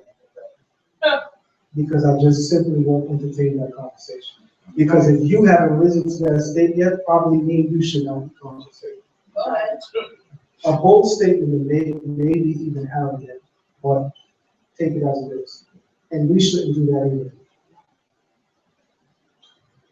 Who follows Sarnett on Facebook? What's his name on Facebook? Frank Garrett. Shout out to you, Sarnett, because I know you'll be watching this. And don't call my phone and say that I came at you again. You know I love it. Sometimes. So Sarnett put on his page, Frank Garrett, the real Hebrew Israelites pay tribute to Dr. Ben. Yeah, pull up that clip with the real Hebrew Israelites and the tribute to Dr. Ben. Oh, on here. Let me see if I can find it. It's gonna slide. And when it slides, you can click on it. It's the Dr. Ben tribute. So this website, if you're unfamiliar with it, is blackjews.org. And the leaders of this website, or the leader of this website, is a brother and dear friend of mine, Rabbi Shlomo Ben Levi. He is the individual that took over the Rabbi Matthew tradition. If anyone is familiar with Hebraic Genesis in America, you know that Rabbi Matthews is one of the founding fathers in terms of reintroducing Torah to Israelites here in America.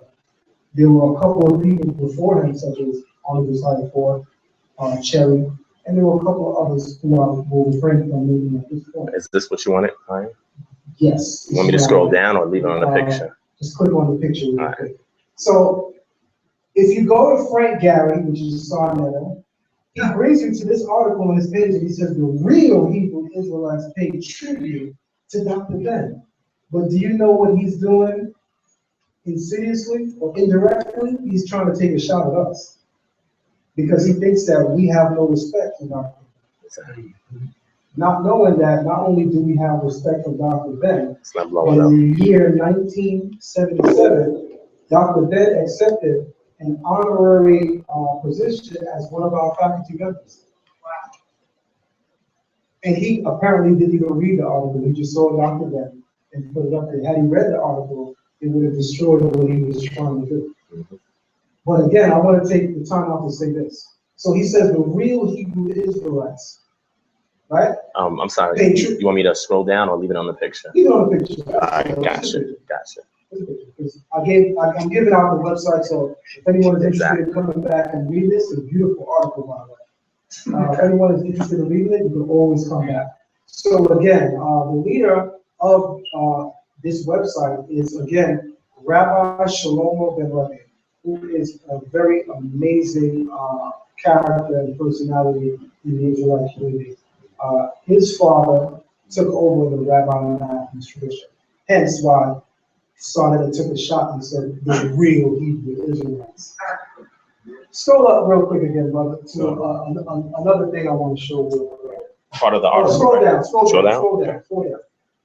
Because apparently we have no interaction with the real Hebrew Israelites, right? Okay. How much down? All the way down. Keep going. All the way down. And bam. You want to click on that? Yeah, click on that. Oh, that's you. That's a familiar name. Who's that? That's you. That's me? Oh, shoot. That's an article I wrote? Wait, I'm a writer for the website. Wow. But the real Hebrew Israelites pay tribute to Dr. Ben because we're not a part of the real Hebrew Israelite community. Wow. But Moray Abdiel Ben Levy is one of their writers, but we don't belong to that community. You see what happens when your mouth, you see, I want to point it so perfectly. I'm a perfectionist too. When your mouth is before your wisdom, you'll never speak with understanding. Does that make sense? Yes, it does. I took time to get that out because it had to come out that way. When your mouth is before wisdom, meaning what you speak, wisdom didn't catch up to. You like that? Yes. Then when you speak, you have no understanding. And as much as I love Sarah and providing the platform, what you try to do made no damn sense. Because you try to disassociate us from the real Hebrew Israelite community. Not knowing that in this real Hebrew Israelite community, if you would only call Rabbi Shalom Ben Levi, he actually considers my teacher to be one of the foremost scholars in our community today. And when it comes to the young men, I'm only 35, he considers me to be among the foremost scholars of the young men. So for you to make a statement like that, you got to do a little bit more research. And I love it. And this is a beautiful article that I wrote on Passover season. Being that my specialty is in linguistics, etymology, and Hebrew, I think you would thoroughly enjoy the article. Even if you are of different faith base, just the information and the empowerment and the enlightenment that it brings, I think there's a contribution there that you would enjoy. And that's something that I want to impress upon people too. And this is the thing that I strive to do. And this goes back to Brother Barrett. You see, you can have a difference of opinion with a person and still learn from them. That's right. The Torah sages say this: who is wise? He asked the question. Who is wise? You want to answer that? Who is wise? All right. Who is wise? I'm going to just put you out on the spot. That's what I do. Ask polite. Who is wise? Who is wise? I love that. Who is wise? He who seeks wisdom. Who is wise? And the wind from those that bathe with rest. I love that. I love that. So here's what our Torah sages answers him. He who learns from all men. He who considers everyone he has ever met to be his teacher. Let that sink in for a second.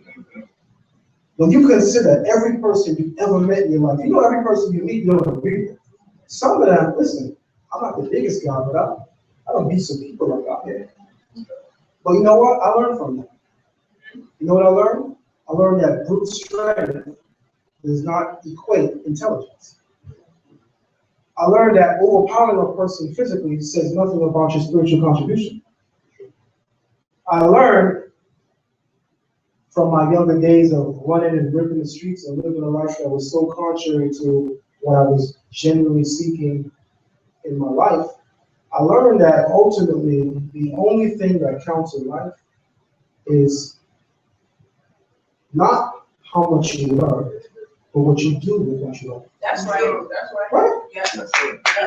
Let me give you something real quick. The brother said application, I love that. Let me give you something real quick. And this is just definitions. Definitions bring us to a place in our mind and our soul where we can become at one with truth. Definitions are so very important. I'm over redundant with definitions, especially in the Hebrew language. So if I were to ask anyone randomly right now, what does knowledge mean? Not in Kemetic language, not in Hebrew, just the English word knowledge. What would you say? To know. To know. Okay, John, stop. To acquire. What does knowledge? Huh? To acquire information for life transformation. I love this. I love it. That's powerful. So let's go out on the street now, pretend, and we ask this question: what does knowledge mean? That means I got wisdom. What does knowledge mean? Moving on. Ah, brother, he's deep, he got understanding. What does knowledge mean? Well, when you trace the etymology of the word knowledge, it's actually a compound word, and it's Latin. The first part is to know, which means to acquire information. The second part is leche. Want to take a guess what leche means? To apply. You can't even speak about yourself and be knowledgeable if you're not applying it. Does that make sense? Go ahead. There's people that are coming out of college right now with a lot of no and no ledge. Go ahead. And they fall because there's no ledge. Does that make sense? Yes. Acquiring information and not having discernment or understanding to apply it is two different things. And you actually defeat the purpose if you don't use them together. Yes. So with all of your learning, it's in vain if there's no application. So I can speak here today and pretend to be the greatest spirit in the world. But you know, if you go out and you observe me and you watch me for the next 7 days to 90 days, let's say, if my actions are not in concert with my words, then I'm for it. That's right. I'm for it. And I have no knowledge. And that is the difference between a true seeker of truth versus what the academia of this country teaches in their prestigious institutions around the world. And I love the fact that they use the word institution, because they're programming it. Yes. Pay attention to language. There's a reason why they use the term institution. I have a 7-year background in EMT. You know, when you speak of institution, you're always speaking of a medical facility. Are you aware of that? So when you speak of an educational facility, do you understand what that entails? That's a little awkward. Just me. So I understand that we spent a lot of time with a beautiful presentation, and I have to give credit to the credit to the Can we please give just one more round of applause for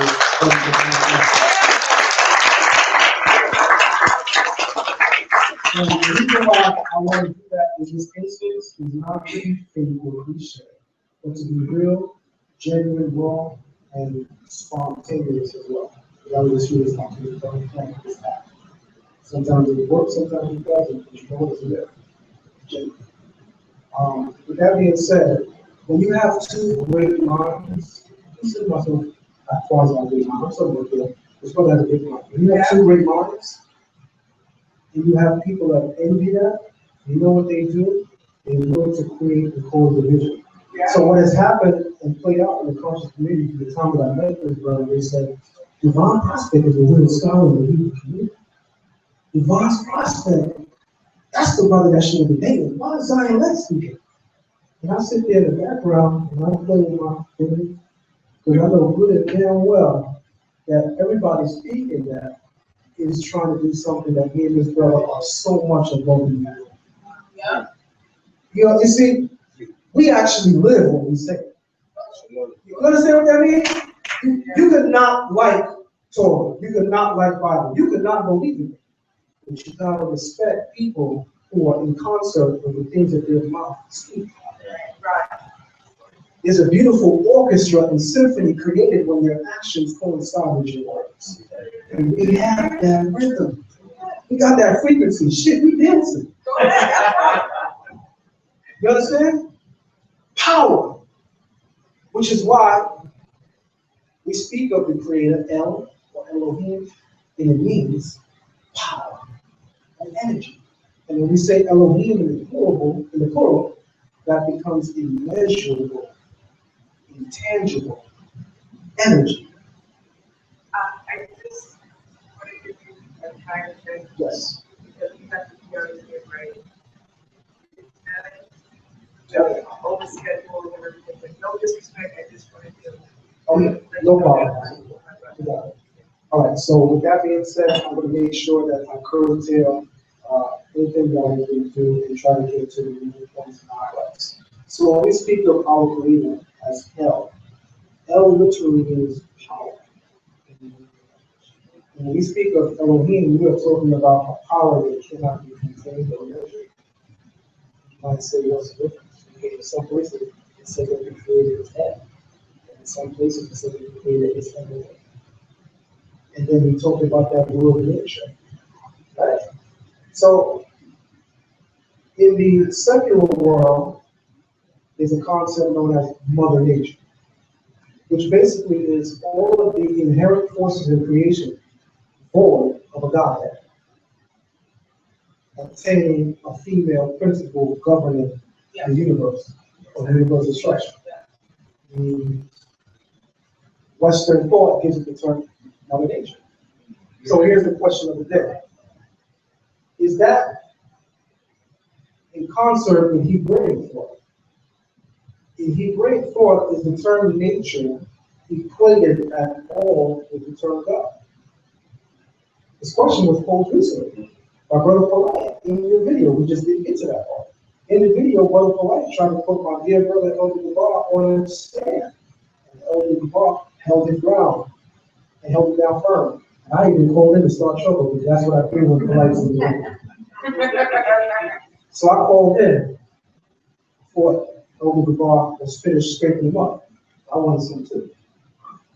And I said, Polite, stop. Stop trying to separate the Hebraic term nature from the Hebraic term God, because it's actually the same. And he said, what you mean? Well, I understand Hebrew on a multifaceted level. So let me give you something that is featured in my Bible in my book. Every Hebrew word has a numerical equivalent. Are you like that? Yeah. So every Hebrew letter has a numerical equivalent, similar to the Roman numeral. You know, V is 5, X is 10, you know, help me, I don't remember. C is 100, M is 500, right? And you know, but you get the point. And even in Greek, alpha, beta, gamma, delta, the 5 letters. Did I just say something weird? I like my southern accent weird. I'm New York born and raised, but I love my people. So,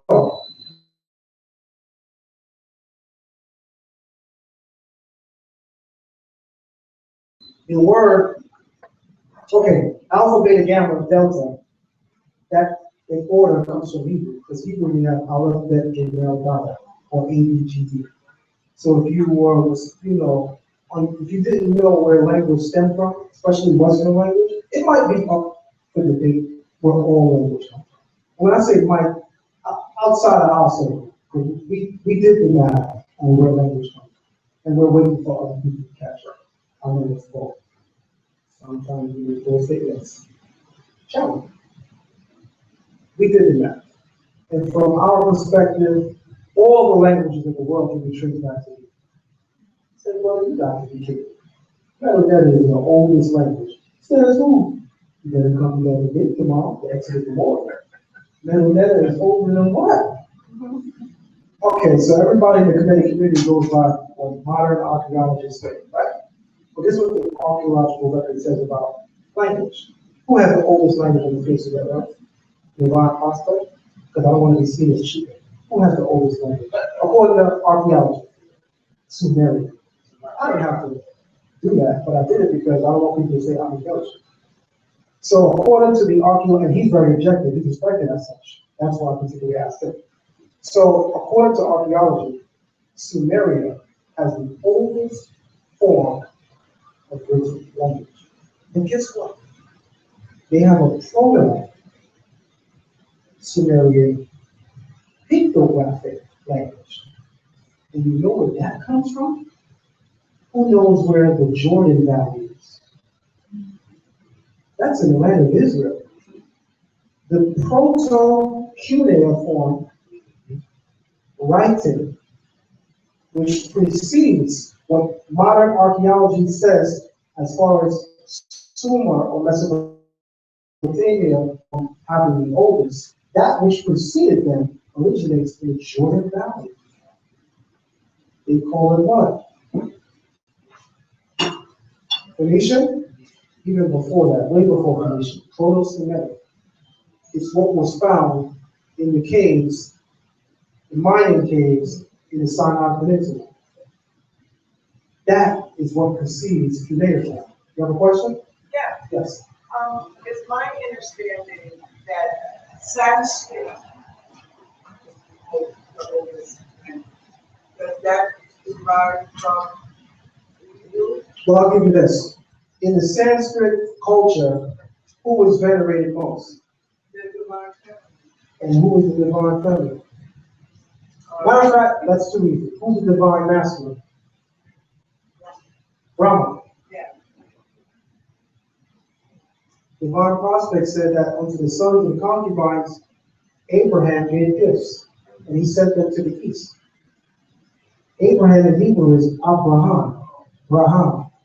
I have a book called From Hinduism Back to Judaism. The Zionists don't know about it. He can't answer stuff spontaneously because he don't read. So in a book entitled From Hinduism Back to Judaism by Matik Yahoo Williamson, which you can find on Amazon, it traces the entire Hindu culture and civilization, and in particular spiritual philosophy. That's it. That might be a good read. But even from the point of view of Sanskrit being one of the oldest, it sure is, because we're talking about the Indus Valley. And the Indus Valley is one of the oldest civilizations in the world. Whether or not it precedes Sumer is up for debate in non-academic circles. But in academic circles, the Indus Valley civilization is not taken seriously in terms of saying whether or not it was the first, because they were known to embellish. They were known to say, my king reigned 110,000 years. But we have no record for a single human being lasting 110,000 years. You understand? Same thing that Manito did. And this is the thing that Polite loved to do when he debated us. What year did such and such reign? What year did such and such reign? You see, there's method to the Polite madness. He knows that there's a problem with the Egyptian chronology. So he will get you to commit to one. Because he knows all you have to do is commit, and I got you, because the system is limited about itself already on. So, with all of your academia, as soon as you commit to it, you're doing it. Well, you don't put that in because we see the track. So, in the Hebrew language, every single letter has a numerical script. And of what relevancy is that? Well, I'll tell you. Who knows the person that gave us the 10 Commandments or the Torah? What's his name? Everybody knows. Huh? Masha. Moses. Moshe. Moses. Moses is known as not just the giver of the law, but he's also called the teacher of the law.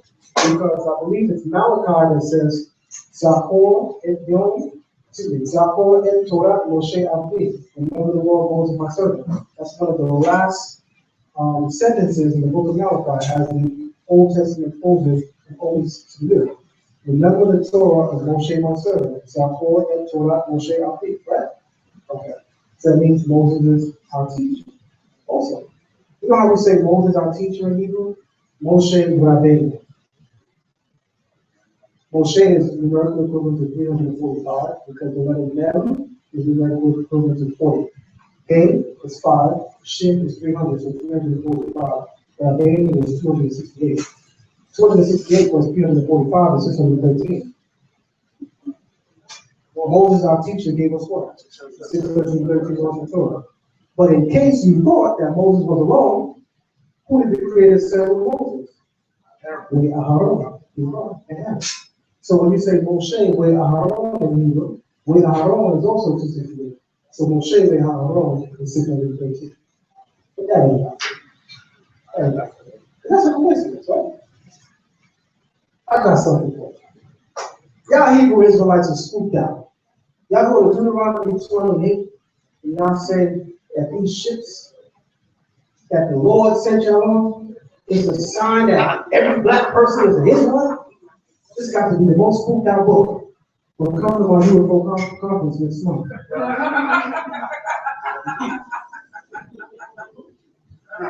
You can't make this stuff up. The brothers on video saying this. I couldn't believe that. We have the most spooked out book. Did y'all catch the Kemetic cosmology? Yes. Did y'all catch the Kemetic cosmology and how the universe was created and how it was spat from various procreational vessels?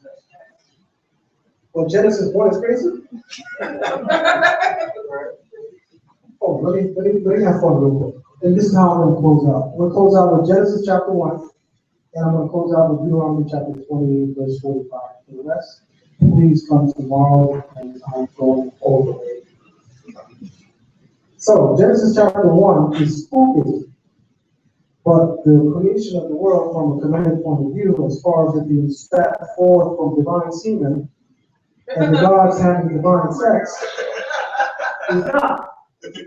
Let me just tell you something real quick about creation from a scientific point of view. Creation consisted from the scientific point of view, and don't knock me. I'm giving you science. I didn't attach it to it. From the scientific point of view, started with the Big Bang. There's some elements about the Big Bang that is eerily close to what's spoken about in the Torah. And I'll show you. So according to the Big Bang theory, life itself began with an infinitesimal ball of light. That which is infinitesimal is the smallest unit. The very smallest unit of light is known as protons. And they say that the universe sprang forth from it. And what jump-started the universe, ironically, is called the God particle. You know, the origin of the universe can be traced back to an infinitesimal ball of light. This ball of light, or these balls of light, in its smallest feasible perception, are what is known as protons. Protons have no mass, by the way. The God particle is that which gave it mass. Please follow me. It's going to get interesting. Because I don't want this crazy, right? So, when you look at creation from a scientific point of view, you almost don't want to marry with the Torah unless you truly understand the Torah. Because you go like, man, Big Bang. The Torah said, Bereshit bara Elohim et ha-shemayim ve'et haaretz.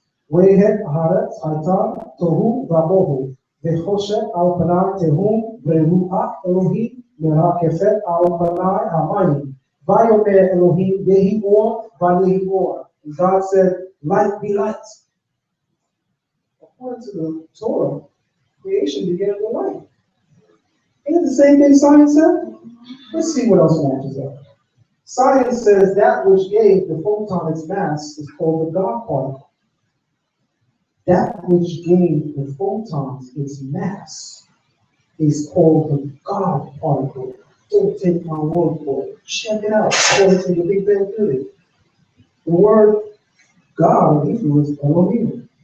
We just read that Elohim said, gave the or by the or, and there was light.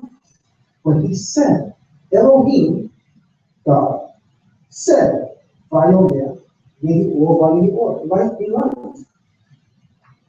The Hebrew word for thing, or that which is matter, something that is tangible, is the Hebrew word davar. When I want to say speak in Hebrew, it's davar. Davar means to say something, it also means a thing. Because contrary to the foolish kingdom we are indoctrinated under, America, sticks and stones may break my bones, the words you never heard me. Are you serious? Right? Because I would never touch my sister. With no disrespect. If you get angry, I'll slap the shit out of you. I like shock factor. Don't take it personally. I like it. If you hurt yourself tonight, you may bleed, but you will heal. And that healing may take a year. It may take 2. But guess what? And this is a revelation, but I'll say it later. I had a coach up to me 26.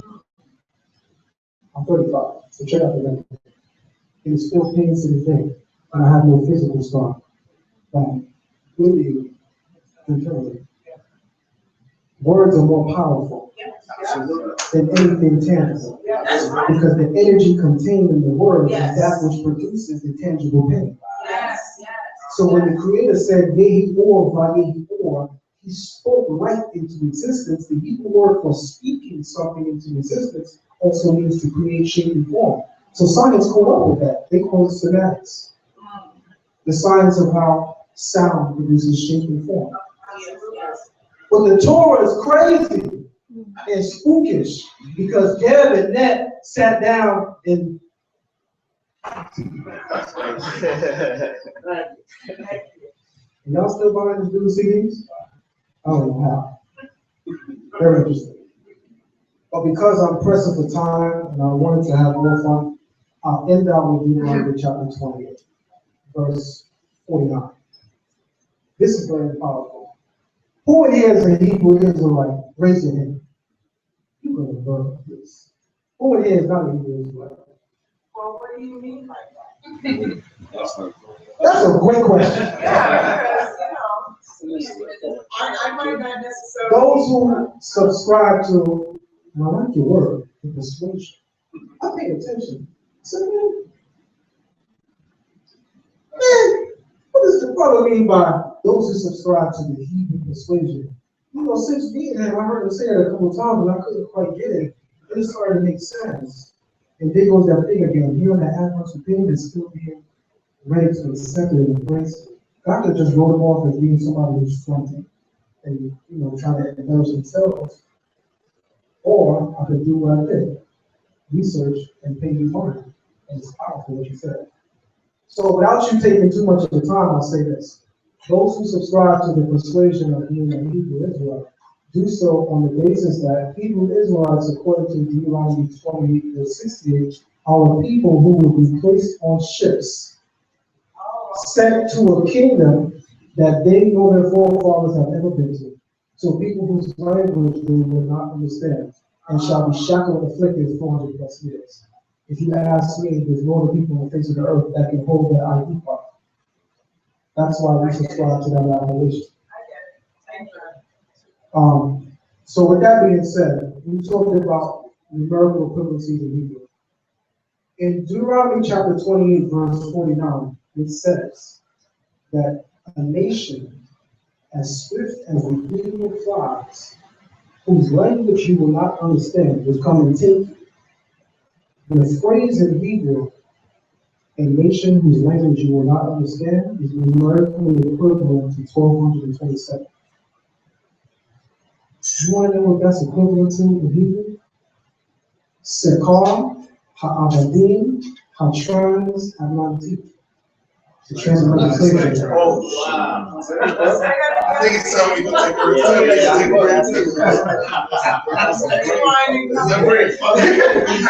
The phrase in Hebrew, a people, and I'm putting in quotations from this point, whose language you will not understand, is numerically equivalent to 1227. Wait till you see that presentation tomorrow that shows it, because it's one thing to say it, but I'm actually sure it's numerical equivalent to 1227. That is ironically the numerical equivalent to Sakar, Avadim, Hatrans, and Lanti, the transatlantic slave trade. Wow. You can call it coincidence if you want. But they got institutions for people who are on that level of frequency to call that kind of a thing a coincidence. And I say that as frank as possible and as nice as possible. Who knows the very first ship, and this is the very last point, the very first ship that black people were picked up on? The ship Jesus. The good ship Jesus, right? All right. By the way, most people know me as being Old Testament only, so I'll have to go on record saying this. When it comes to the personality of what I term Yeshua, is the most empowering personality throughout Torah. You might have Old Testament Israelites who look at me and be like, you said that? Yeah, I said that, because I have the knowledge to back it up. And one thing we have to learn to do as Israelites of different viewpoints, Old Testament versus New Testament, is do this. There's one central theme throughout the entire book. You know what that is? God and Torah. When we align ourselves with that, there is no confusion. We can subscribe to whatever we will, but once we understand God and Torah, the disunity disappears. You know what created the unity that we have today among ourselves as New Testament and Old Testament? God and Torah. He said we have two things in common. We both say when we pray, the God of Abraham, Isaac, and Jacob. We both say that the divine system of justice that we follow is the Torah. Everything else, we can come to the table at a future point and talk about. That's wisdom. And when I write a book on Yeshua, and you may see some points of view that may make Old Testament Israelites drop their jaws. Because I know things about him that will change a lot of their practice. And I'm on record saying it. So, the good ship Jesus in Hebrew is Tovah, Sephina, Yeshua. The Creator said in Deuteronomy 28, starting from verse 15, that all of these curses will overcome you because you did not keep all of my 613 laws. Correct? Am I adding? Because we didn't move from Israel. Don't add to the Torah. Am I deleting? We were placed on ships because we didn't keep the 613 laws, correct? The good ship Jesus, Sephina, Tovah, Yeshua, we're equivalent to 613. Hallelujah.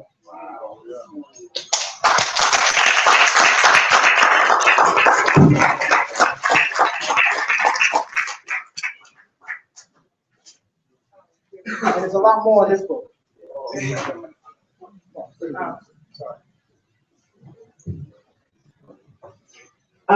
I'd just like to say that I'm really impressed by the audiences of my brothers and sisters here, because I don't know a lot about what you're talking about, but I feel it in my heart, and I'm connected to it.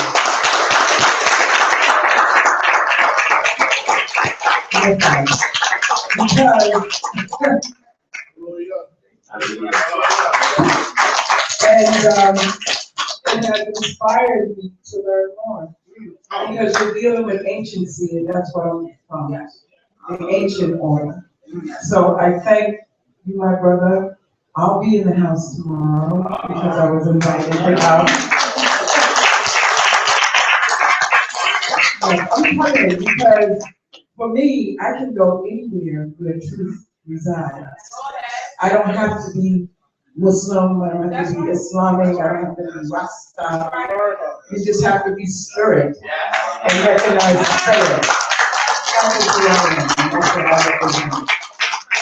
So it's a pleasure for me to be here and to orchestrate the timing and everything like that. I thank you because I didn't know what I was going to be involved with, but I just want to say that it feels so good to be a part of something progressive, and for us to take our rightful place on planet Earth. That is the goal.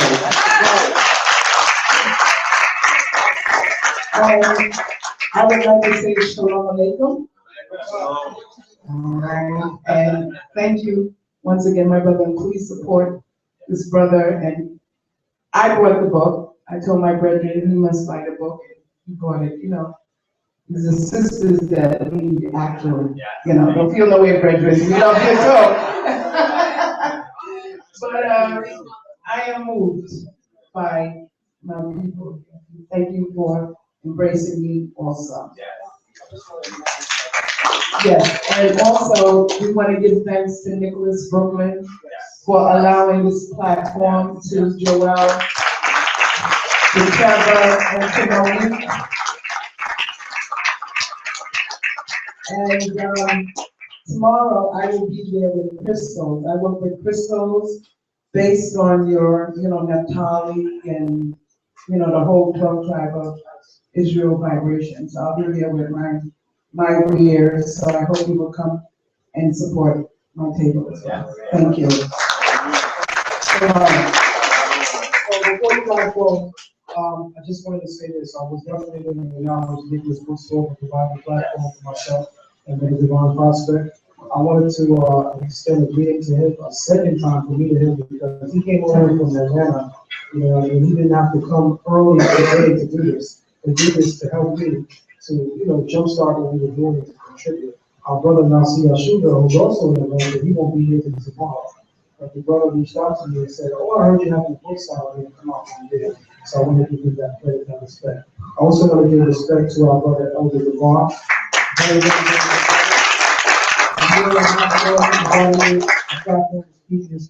I'm always gracious for that. Thank you very much.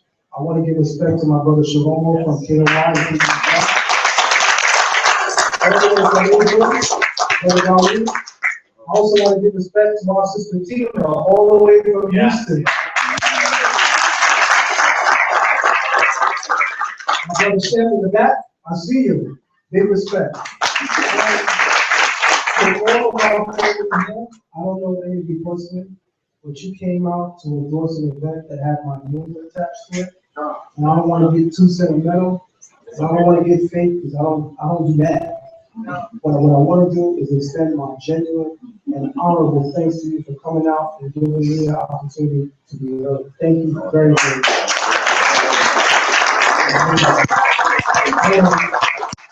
For everyone who felt that the Hebrews didn't get a fair shake the last time around, I cursed too much, I can't curse. All right, everybody come out tomorrow.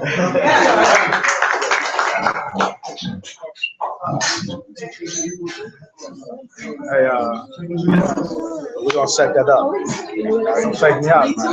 All right, I will. I can get to Atlanta. I'm just letting you know. I can get to Atlanta. I got sisters, cousins, brothers. I'm everywhere. I'm plugged. I got rounds in Atlanta. Ex-military. Go get me some sleep right now. That's awesome. How you doing?